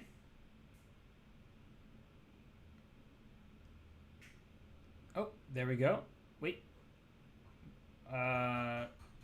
I don't think that...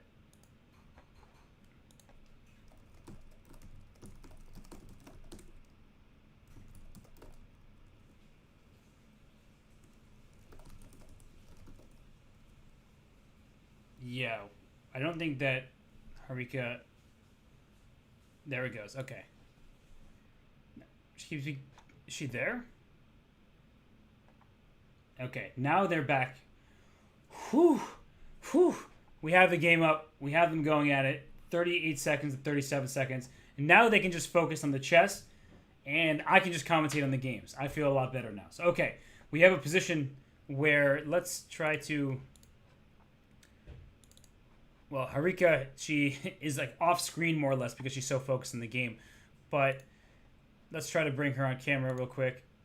She's so focused that she forgot that she was on camera where she put the camera. So now we have an endgame here where black is up a pawn. Oh, wait, black is not up a pawn. I miscounted. I thought that black was a pawn because I saw 2-on-1 on the queen side. But here, white's bishop is worse than the knight. The knight's on a dark square. You can never kick the knight. The bishop is stuck defending his pawn e4. So black is very happy in this endgame. Maybe this knight will come into f4. And that's the problem with bishops against knights. Is knights can go from color complex to color complex. The bishop has to stay in the light squares. The knight went back to c5 to protect the pawn on b7. So I guess b5, she doesn't want to see c4. Well, now b5 is possible because c4 is met with knight to d3 check. The king came out to e3. Good by Harika to bring her king towards the center. And for Gunina, she needs to win this game. She lost the first game of this matchup. And so now h4, good move. This knight needs the pawn's defense. The knight retreats, knight takes on g5. So still chances for black here. I still think black is slightly better because you can bring this knight into e5, for instance, but this king can come to e4, f4, d4 to protect the e5 square. So rook h7 played, knight back to g5, rook h5. You're kind of inviting a repetition of sorts. So king to f4 now feels right. At some point, black needs to start pushing on the queen side. You have a 2-1 advantage with the pawns, so you need to start pushing them. King to c5, rook to b7. Harika is pretty much off screen at this point. She's so focused. So let us take her off camera here. Let's try to pull up Gunina for everybody because she needs to win this game.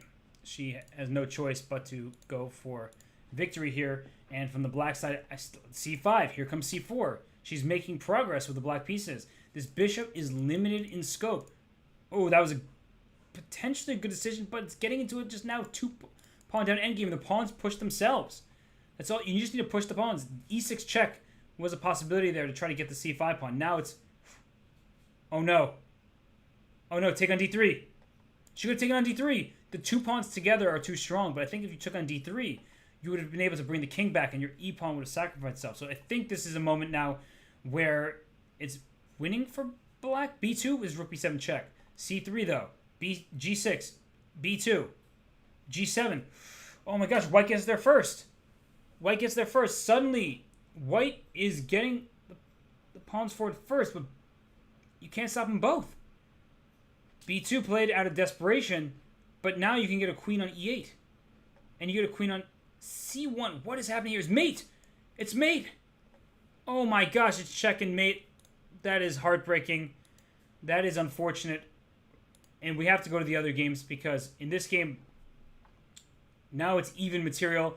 Nino Comaneci needs to win with the white pieces. Go to the game between Zhukova and Mamadzada. What is happening here? Mamadzada with the white pieces looks to be in great shape. And this is going to be, I think, just up a rook already. E7 is coming. This knight is under attack.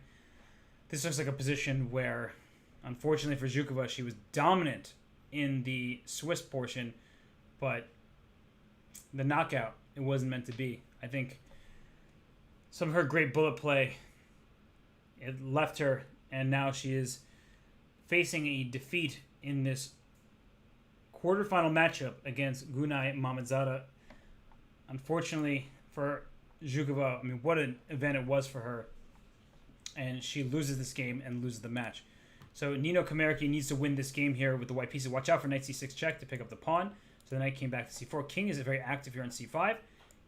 Nice move, bishop d4. You didn't want to have e5 and get the bishop caught out. So this king, oh, you can't go. Knight takes e4 check, which I wanted to play because the knight actually is great on c4 protecting b2. So bishop c1, good move. Bishop h6. Go bishop h6, bishop f8. She's trying to go bishop d6. Same idea. Bishop d6 check. You pick up the b4 pawn. Okay, we may get a tiebreak in this one. Nino Comaneci against Nana Zagnidze. We may end up in a tiebreak. This is up a pawn. The knight is trapped out here. Play e5. If you play e5, then you are able to trap this knight on a2. It has to go to b4. So now the knight has c3 and b4. It takes. King c2. The knight's in a light square. It shows the dominance, once again, of a knight against a bishop. So this bishop is doing a good job of covering e5 because the knight wants to attack this pawn. Knight f3. Try to go knight h4. Bishop f6. Ooh, knight h4 now. King d3. Bring the king up. You need to advance your pieces. Knight f3 back. Now e5 is possible. And then king e4. And then knight d4. Knight d4 is happening. And you're taking e6. And a5 was played, but now king b4. Oh, knight c6 check. She walked into it. She walked into it. And Nino Comaneci is taking this game here. She's queening first. And she's probably just going to checkmate this enemy king. Queen c3, queen b4 is check and mate. So it's 1-1, which means we get a tiebreak. Our first of the afternoon. Oh my gosh. That's checkmate. Wow. Gunina did finish runner-up last year in the Women's Pieces Championship. She lost to Elina Danilyan. And she's made it to the bracket stage every single time. First on Thursday, then yesterday, then today. Today's Saturday, right? I lose track of time during chess events. But she unfortunately has not been able to make it through during the knockout portion. So Gunina is very strong in all formats. She will be a force if she qualifies for the event. But the main stage requires her to finish in the top two here. And somehow in these knockouts, well, she's been knocked out all 3 days in a row. So we are about to get a tiebreaker game here. I'm keeping my eye on the players. Of course, I can see when the game goes live, but they are in the chat. They're trying to figure out what to do, you know, when to start. Why is she not seated in? Well, the players who were seated in, I guess, were agreed upon. FIDE is overseeing the event, so that's, I guess, kind of at their discretion. But the seated players include Ho Yifan, Anna Muzichuk, some very, very strong players. So you can only have so many players in the field. All right, let us get this one underway. We'll bring Nino Comaneci on camera here. She is focused on the game. She has the black pieces. She needs to make a draw. She's spending some time in the opening, which probably isn't ideal because it's an Armageddon game where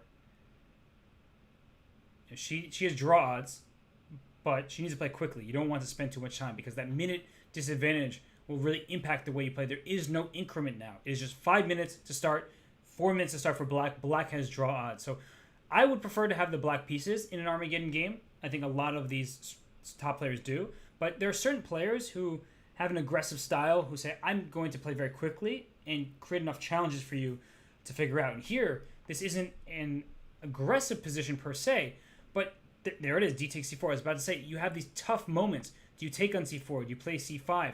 And Nino chooses to do so, and Nana here, with the white pieces, she's a bit ahead in development. She is one more minor piece developed. a3 at some moment will challenge this bishop, and if you take on c3, maybe white says, all right, I have the two bishops. I can use that later on in the game. Here's a3, played.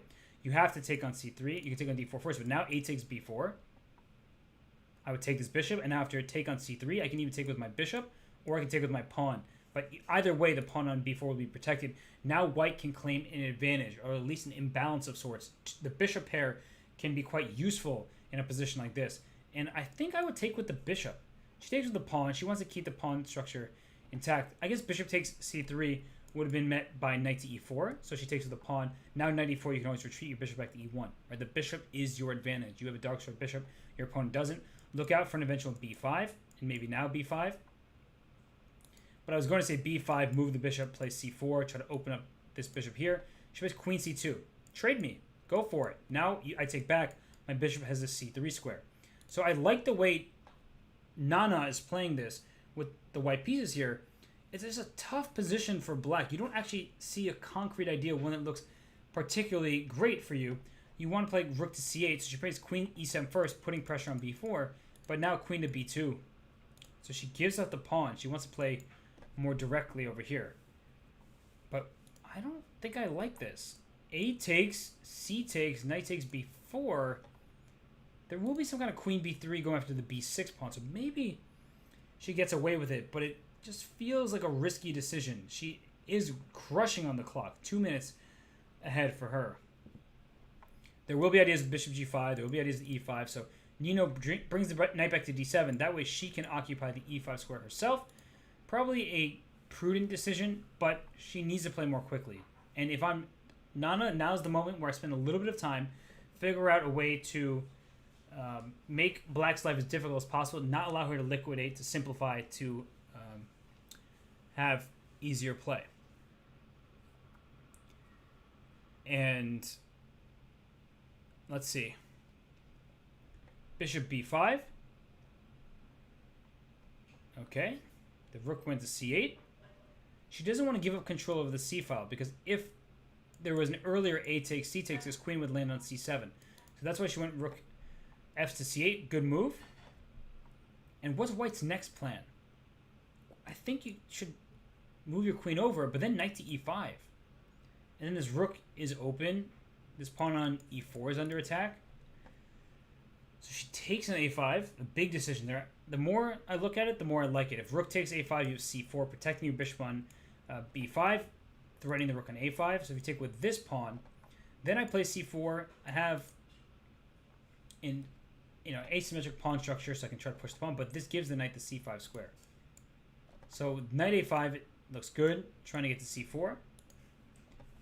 Can I get away with c4? Probably not. But maybe.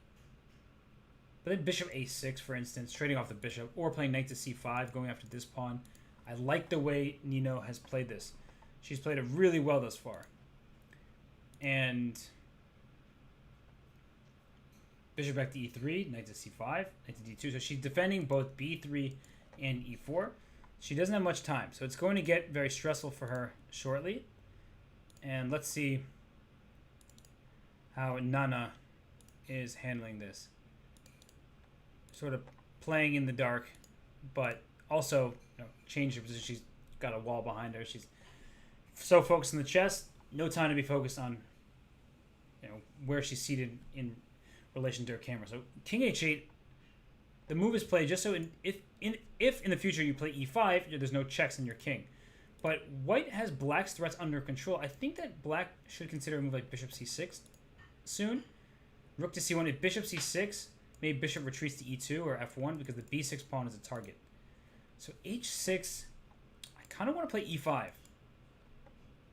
But you probably can just take it. I was thinking about putting my queen to a square like g6, but maybe it's just wishful thinking. Maybe it's wishful. So bishop e2, watch out for b6. Now it's a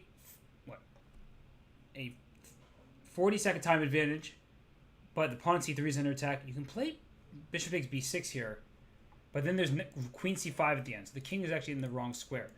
Black's not threatening rook takes c3 because I'll just take it. I'll give up my queen for 2 rooks. That gives white good chances. She played queen to b2, going after the b6 pawn. c4 is under white's control. So that's a problem for black because the knight would love to get to c4. Maybe this knight will come to e5 and try to go to these squares. An extra 20 seconds now. It's only 20 seconds. c4 played by Nana. And knight e5 is the first one that comes on, but then there's queen takes b6 and then bishop takes b6. So the knight is actually stuck to the defense of the pawn. So knight c6 played, and you can't take on b6 because after knight takes b6, this knight was going to be hanging here on d2. So rook to d1 played first. This is getting intense here. It's getting really intense. And I don't know what black should do because this knight is protecting b6. The queen is fine for the moment, but if this knight were to be able to move out the way... Oops, that's me doing that. Sorry, I grabbed the queen. I intended to. I'm trying to grab the knight. If this knight can move out the way, then this queen on d6 is under attack. So queen e5 offering the queen trade. I would even think about this move queen to b5. So I could take back with the pawn on b5. But it's probably liquidating in a way that's not entirely favorable to white. So an extra 40 seconds almost. She takes the e5. She's going to take on b6 next. And I think you have to take on b6. And this bishop on b7 is not a good piece. And this pawn e6 is under attack. So f4 comes to mind, but then the knight can retreat to d7. So perhaps rook to a1. But I don't want to give the d file either. So I don't know where this rook belongs. a1 or d1. King f2 makes sense. This king can come to e3. King e3 now. And you just have to move because it's a pure bullet game at this point. It's no increment, just bullet. Maybe rook to a6, probably rook to a7. Keep up the pressure. Don't allow black to liquidate. Knight b3 is risky because now the pawn c4 is potentially weak. So c5. Ooh, she gives up c4 to take e6. A big decision there, but she also will get her rook to a7 if you ever take on c4. Okay, that's a really good response, bishop d7. Let's see how Nino is taking this because Nana seems, we can't really see her facial expression, but she seems relatively calm. Nino, you can't see her facial expression either. They both have kind of sunken in their chairs a bit. 18.8 seconds left, but she's a very good bullet player, as we've seen. The rooks are double hitting g7, rook g8, only move. Maybe there's knight d3 check first, but then the king went to e3. So rook g8, you're saving your king, but this b pawn is passed, but you have to move. 26, 25, you're up 10 seconds. Okay, she gets the move off. I think that black needs to play king h7. King h5. Oh, f4 check. Knight g4 check. But take on g4 and take on g7. I think you can just do that. King f3 gets mated. To rook b3 check. Rook takes g7.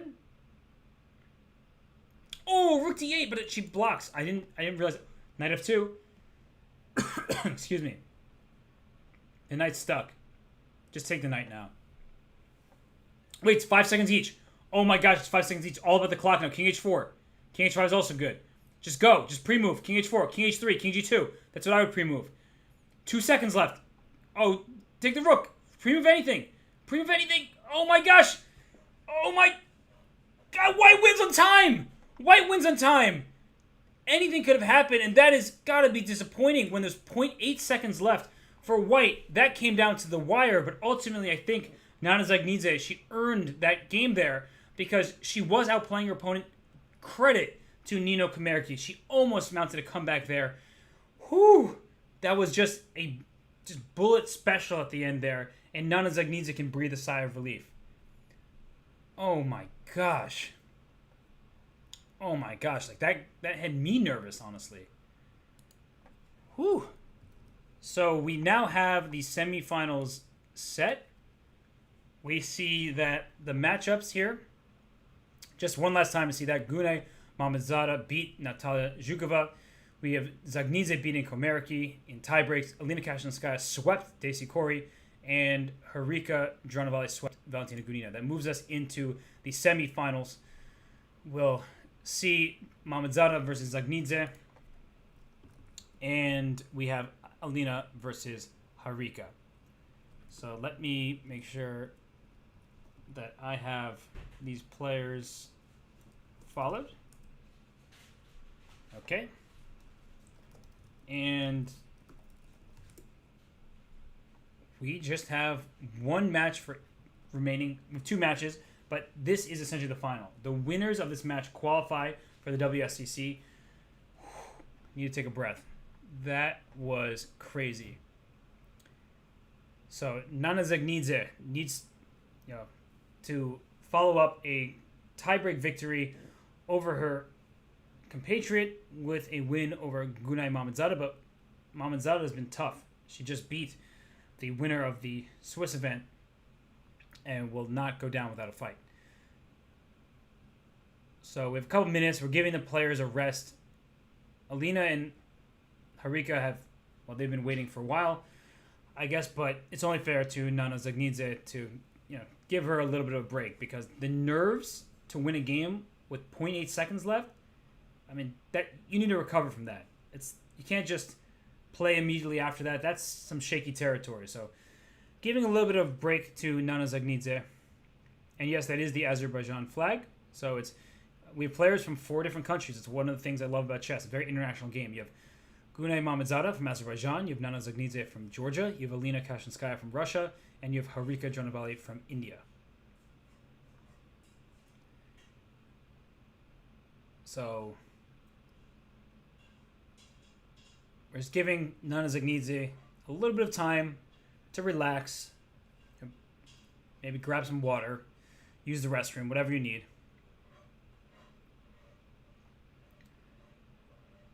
And we're about to see liftoff.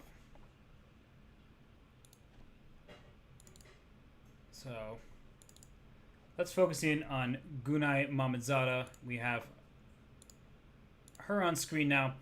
She is taking on Nana Zagnidze, and we're back to bullet. I hope that Zagnidze can make that switch where she recognizes, oh, wait, it's back to the bullet. I don't have 5 minutes left, but I think she's still in that mindset, especially after winning with no time on the clock. So this Caro-Kann is a staple of the top Georgian players. They all play the Caro-Kann. It's taught, I guess, from the teachers. They give it down to their students. They play the Caro-Kann. And I can't really think of a Georgian player that doesn't play the Caro-Kann. It's just in their chess culture. Very solid opening, a little bit passive at first, but you have a nice foundation here with your pawns on these light squares. So knight e4, offering a trade of knights. You take and bring your next knight to f6. You castle queenside. You can also castle kingside in plenty of variations, but if you castle kingside, g4, g5 is what white is looking for. So queen e2, castle long, white will probably play c4. The g3 first, not to allow a bishop trade. And if you get c4, c5, then your bishop has the f4 square, for instance. So let's see. It's Gunay Mamadzada on screen right now. She's taking on Nana Zagnidze in the game that we have in front of us. So bishop c3. You're trying to play for an extra pawn on the queen side. Black has a pawn advantage from the e through h file, but the e pawn is particularly hard to move. And this pawn on h5 is doing a great job of keeping Black's pawn stuck in place. So a6 played so that if you capture on d4, you don't have knight to b5. So a6 is just a useful move here. It also means that if bishop takes d4, there's no pawn hanging on a7. So white can play take and take this knight, but taking this knight, it isn't always the best decision because it hurts Black's pawn structure, but gives Black the unopposed bishop. So now knight to d4 was played. This knight is probably going to b3. I think I would put my knight on b3 here. There it is, attacking this bishop. This bishop go to e5 if you allow it. This bishop is good on c5. It takes away queen e3, which I want to play. And if I'm able, maybe I'm going to take on f6 at the right moment and go after this h6 pawn. That's a real weakness. So queen f3, now c4 is under attack because the queen left its defense. Actually, I don't like that anymore. Rook h4, swing the rook into the game. Queen back to e2, then queen to c6, right? I don't want to give up that diagonal. So she plays queen e2, but queen c6, clearly a misstep there. by Mamadzada. And okay, queen on c5, keeping the pawn c4 is under some threat. G4 is a good move. That way you free up your rook, and is a pawn chain now. And your pawn on g4 is well defended. It's only the pawn on f3 that needs some help. Wait, 5 seconds. She got that move off. She had just over 6 seconds. She made the move. Knight to b3. Knight to d4. Bring the knight towards the center. Queen c5. Threatening rook takes d4. Knight back to b3. We could see a repetition. I know we haven't kept our eye on the other game, but just curious to see what happened. The other game ended in a win for... Oh my gosh, that final position is brutal. I'll hopefully be able to show that in a bit, but this game's still going, and it's a tense game 1. As soon as this game does, we will go to Alina Kashnskaya versus Harika Dranovalia. Harika has the lead because of what was a really brutal finish there. So c5, that's a good move. Knight to d4 back. c6, play c6. Oh, watch out, it's check. It's checked. She brings the knight back. She barely got that off in time. I was trying to pre-move c6 essentially. But rook d... Bishop f4, she's making moves with just like half a second on the clock. Rook d1, good move. Queen c2, she plays rook c1 just to protect... I want to get over in the pin. Queen c4 is a good choice. Take. And now you can still play c6 at any moment. King b1. Bring the king back. King c2. I think black could play b5. That's a good tricky move. Not when the rook is defended, but b5 was not. c5 is hanging now. Take on c5. You play knight e4. And this pawn on g7 is a potential target. Knight g3. Knight d4. Ooh, knight d4 is good. Comes after this pawn. Knight f5 now. No, knight f5, I don't think white should lose this. I don't think white should lose this. Pawn on g7 needs the knight's defense. b4 check. Now give a check on e3. All right, on e7. Bring the knight back to f5. King e4. Back to f5. Okay, king d7, king e4. Bring the king to e4. This knight is so defensive here. It's stuck protecting this pawn. The knight's going king e4 again. Really well done right now. King d5. Bring the king in. If king f7, knight e6 check. King here, king e4. It's a draw. It's a draw by repetition. Okay, we're going to take her off screen. We're going to go over to Alina versus Harika because Alina needs to win this game, and she has the black pieces and a potential attack. This is pretty hectic, this position. And Alina is very focused right now, trying to score a pointer. Her king is just running to the center, so she's trying to get an attack, but her king is probably going to be attacked first. Queen to c6 check. Oh, there's threats of mate here, but queen c6. Don't play rook to d7, because the queen actually guards it. So queen takes here, rook d6 is... Queen e5 is going for the crush. Oh, that's unfortunate for Alina. It looks like this one is out of her hands. Queen f5 check. Very nice by Harika. 45 seconds on the clock. Harika is just... She's too fast, too strong right now, and she wins the game. So Harika moves on there. We have just one game remaining. We need Mamadzada and Zagnidze to start their second game. So they have not rematched yet. And Harika is through. She makes it to the WSCC. She won. And let's see how this one goes. We have now Nana Zagnidze on camera here. She has the white pieces. Gune Mamadzada with the black pieces here. If they draw, we get another Armageddon matchup. I'm not sure if Nana Zagnidze's nerves can handle another Armageddon because it gets very intense. But this exchange Slav, people say, oh, you're just exchanging pieces. It seems very solid for black. It actually, there's a lot of bite to positions like this. They can be quite dangerous. Queen a4 check. You bring the queen back to c2. So black had to retreat the bishop to d7. Now the bishop is stuck behind the pawns. Knight f3, knight e5, castle kingside. I actually think these positions are quite nice, comfortable for white, and very minimal risk in a bullet game. I really like the opening choice for Zagnidze.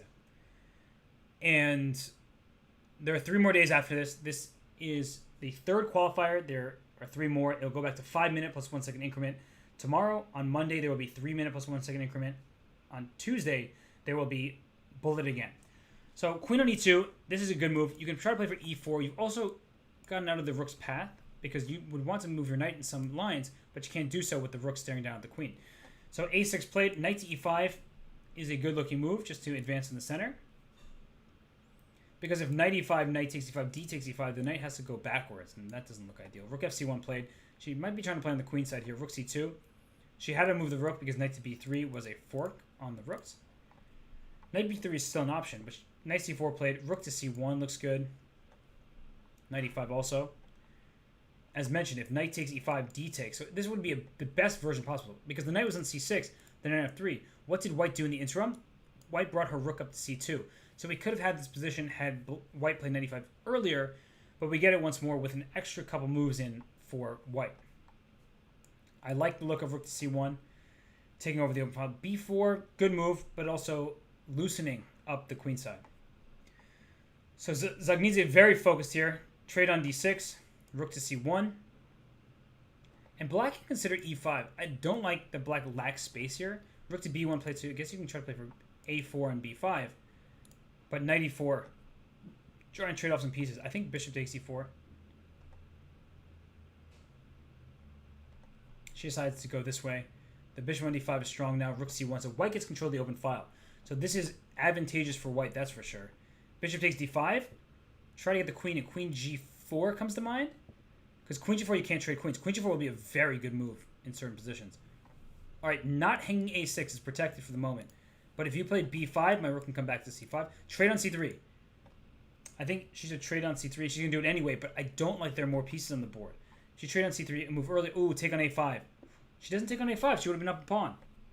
She could have stolen this a5 pawn, but she wants the firm control of the position, no risk whatsoever. I like it. With minimal time on the clock, 5 seconds, 4 seconds for black. You have to make moves here. If you take with the pawn, there's rook c8. The king will come over, so rook takes c6. The rook is passively defending. This rook is active here, putting pressure. The black king can never come over to the defense. So black is stuck, just shuffling back and forth. And white should go king e2. I don't know what king e1's about. King e2, maybe pawn f3. Good move. If you take, here comes my king to try to run to the king side. You cannot allow that king in. You absolutely cannot. h5 played. And it feels like a position where there could be a zugzwang. So e4. Just take here. Play d5. All right, now king f5. Uh-oh. Uh-oh. The king is in. Zagnidze making progress, but she's 1 second left. Now 2.4. She needs to move quickly. King takes g5. King takes h4. Okay, she's winning on the board, but time. a4. Oh my gosh, I would pre-move rook takes b5. At some point, I think that... Okay, now rook takes b5 isn't a pre-move. It's just capture. b6. And at b7, king c7. King c7. You're taking the pawn with your king. But what is these 2 pawns? Well, she barely got that move off. 1.6 seconds. 2.8 for black. Gune Mamadzadeh here. Who barely got the move off. Move the king. Oh my gosh. Take the rook. And g6. Pre-move. Pre-move. Go. Don't put your king on e6. Because then queen c4 check. King e5. Good move. Oh my gosh. We're about to see a draw. It feels like after the queens get traded. That was a close call. A great fight by Mamadzadeh. We are going to move on to tiebreak. We see that Zagnidze disappointed, but we will go into another Armageddon. Oh my gosh, that was close there. She had no time. Well, she wanted just to push the pawn. She should have started pushing this kingside pawn, but of course she was hoping that this rook would be distracted, but Mamadzadeh brought the king in, and now the king comes up. And the problem for white is that the king wants to go forward, but this pawn's in attack. She should play g6. There's no way for the rook to get behind the pawn without losing the a3 pawn. But I understand king to g4. But then when this king came up, really good vision by Mamadzadeh because rook to g1, rook a4. You give a check, then this pawn is going to try to promote. But you can probably end up getting in a passive position like this. But this king is coming back very quickly. So even if you try to push your pawn, you're not getting close enough. So a draw was held by Mamadzadeh. It was a bullet scramble there.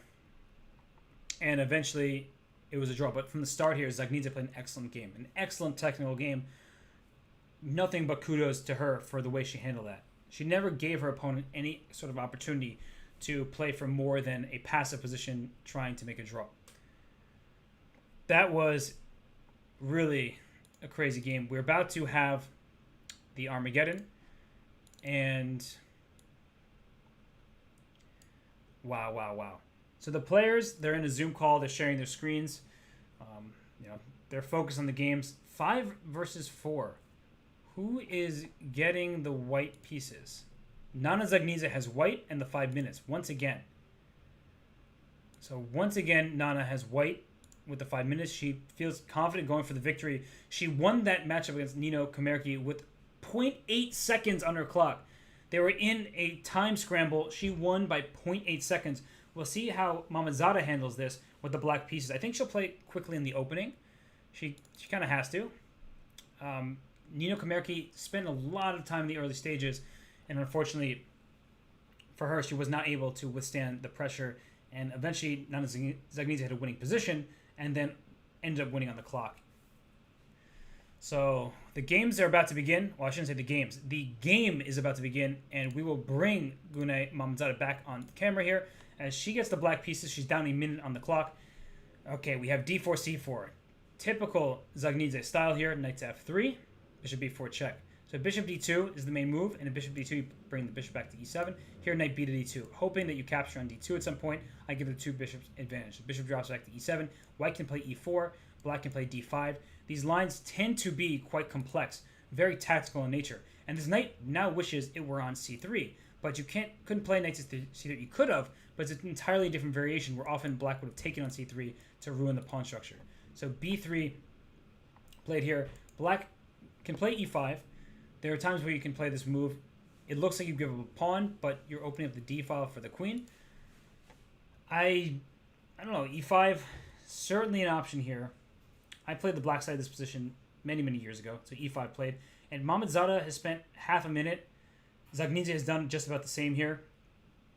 But it's not good for Mamadzada to keep the same deficit that she started with. She wants to, as you see Zagnidze thinking here, she wants to chip at that time lead. She wants to make quick moves, hope that Nana has to think a little bit, and then go from being down a minute to being down 45 seconds, then 30 seconds. Because as you get down to 1.5 minutes, 1 minute, that extra time becomes even more important in the position often. So knight to d7, she wants to play bishop f6, trade the bishops off, get her queen active, take over the e5 square. That's a great decision. Especially when you only need a draw. You don't need to play ambitiously. You just need to play solidly and hold on tight. And so bishop f6, good move. Already black is taking over some of these dark squares. And look at the clock situation. It's now down to 30 seconds. So she's cut her time deficit in half, and her position looks very good, in my opinion. Not better necessarily, but it's good. Okay, I don't know if I like that move because b4 now. And even if it's not the end of the world for white to start making progress on the queen side, it feels like you're at least giving her options. Knight e6. Put this knight on d4. Or on f4, actually. Rook e1, bishop f1, play it solidly. This is what Nana has to do. She has a lead in the clock. She needs to make quick moves and not trade pieces. Because if you trade pieces too quickly, then black's position gets easier to play. So she went knight f1. She doesn't mind giving up the bishop for the knight. And that doesn't scare her because sometimes a knight can be better than a bishop. And here I would even think about knight to e3. Trying to get my knight into d5. Knight e3 looks very good here. You just attack this bishop, try to bring the knight in, and you want to take with a c-pawn. That way you get rook c1 and go after the c7 pawn. So that's the trade that Nana's looking for. She needs to play a little more quickly. And I wonder if after knight e3 she's worried about some sort of queen g6. Maybe not right away, but there could be a potential attack on the white king. She's got to move. She has to move. She's now down on the clock, and she played knight e3 after a 36-second think. And Mamadzada moves quickly. Knight d4 actually just... Oh, maybe this didn't work out. Knight d4? Uh-oh. Uh-oh. Mamadzada has this. That's why she thought for so long before playing knight e3, because it probably wasn't good. And that's... I was so focused on the bishop being under attack, and I was thinking of the bishop being captured to attack the queen, which it does, but this is a check on e2. So I did myself a disservice by ending my calculation, oh, the queen's under attack with check, without realizing that, wait a second, this queen is also under attack with check. So I think you have to play knight takes d4 and bishop e2, knight takes d2, but you're down 20, 30 seconds. So if you were up on the clock, you could just play knight takes d4, knight takes e2, and just try to flag your opponent. But now you're the one who's going to be in time trouble. So Mamadzada, she's got this. She's got this covered. And Nana plays queen d3, which loses in exchange. Just a bishop takes. Right? Bishop f3, I take back with my knight. And then this rook is under attack. Yeah. Knight d5, hope for queen g6 because then knight e7 check. But after knight d5, there's queen to g5, pinning this pawn and trying to deliver a checkmate. This is bad. I might even take on h2 here. But take on e1 is easy enough. And white is down a ton of time, is down in exchange and the pawn here.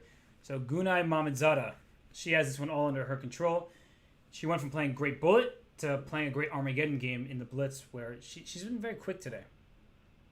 I like what Nana's doing to keep this a game, because now the pawn on d6 is under attack. And then I play c5, I keep my knight there. The knight restricts black's rooks.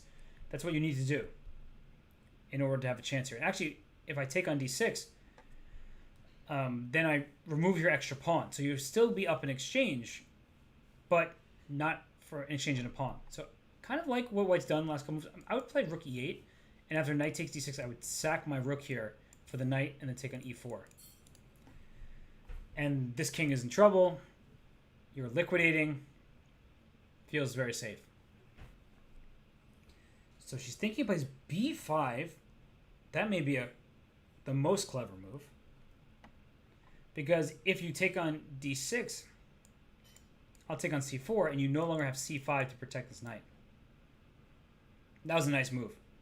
That was a really, really nice move. So, what can white do here? Nothing much. Excuse me. If you play c5, you will not take on c5 and allow this back rank checkmate. After c5, you will probably just play d5. So cb5, cb5, I assume. And she spent 35 seconds taking on b5. I think she's resigned, Zagnidze has. And we see Mamidzada on the screen very focused. And I think she'll be really tough if she's able to convert this in the Women's Speedchess Championship. Because she's a very strong player, and she's shown today that she can handle the bullet portion, which is usually where I fear most for the top players. Is, do they have the experience in bullet, or are they just going to collapse there? She clearly can hold her own. But Zagnidze is still keeping this complex. Pawn is still under attack.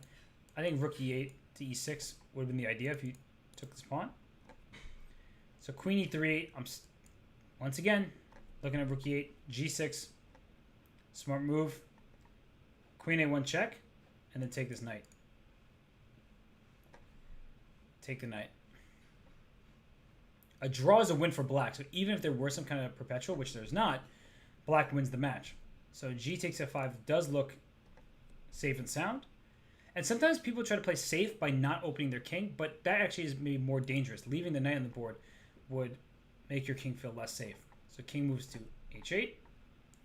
I think this rook should try to come down to c2. This queen can always drop back to g7. I know white's plan is queen h6, but as soon as you play queen h6, I drop my queen to g7. Okay, queen g7 now makes sense. Queen b2 check. I think you can make a perpetual here. This king can't escape. So queen b2, just give a bunch of checks. The game would be over. But maybe she's trying to win it. I hope she realizes that she only needs a draw. I really hope she recognized that, because now we're getting to a time scramble. It's still winning for black, of course. But if you start making slow moves, that becomes a problem. f5 next. f5 right away was even stronger than d5. You're opening up the queens to attack each other. Oh, spent 10 seconds on taking there. No, Mamidzada's got this. Queen f6, hitting the rook, hitting the queen here. Once this rook e3 check worked, but rook e1 is just a rook e4. Yeah, this is over. This is over indeed. Rook c4, pinning and winning. So Mamidzada wins. She can breathe a sigh of relief. Her tournament is over, but she moves on to the actual Women's Speedchess Championship. So good result by her. That was really well done. She beats the higher rated Nana Zagnidze. And with that, you see the matchups in the books. We have Harika Dronavali beating Alina Kashinskaya. You have Gunay Mamanzara, beating Nana Zagnidze in the tiebreak, in Armageddon tiebreak. Wow, really well done there from the whole game from Mamanzara. She held very well. She played quickly in the opening. She played a tricky opening, and she ends up winning. So with that, we know our qualifiers. We have Harika, we have Gunay Mamanzara, and for the other two, they have a chance to come back tomorrow in the next 3 days to qualify. So on that note, I'm signing off here. I hope everybody enjoyed. There will be more Women's Speeches Championship qualification tournaments tomorrow starting at noon Eastern Time. These have started at 10 Eastern Time. Tomorrow it's 2 rounds later. It gives people on the West Coast of the United States a better chance to play. But on that note, I'm heading out. It's been a lot of fun. Thank you everybody so much for tuning in, for supporting chess, for your continued viewership. I know I'm extremely grateful and appreciative. So thank you, everybody. I'm out for now. Enjoy the rest of your Saturday. Tomorrow is 5-minute plus 1 second increment. So it's 5 minutes with the 1 second increment, 9 rounds instead of 21 rounds. I'm out, everybody. Enjoy yourselves. Stay safe, stay healthy, and enjoy chess.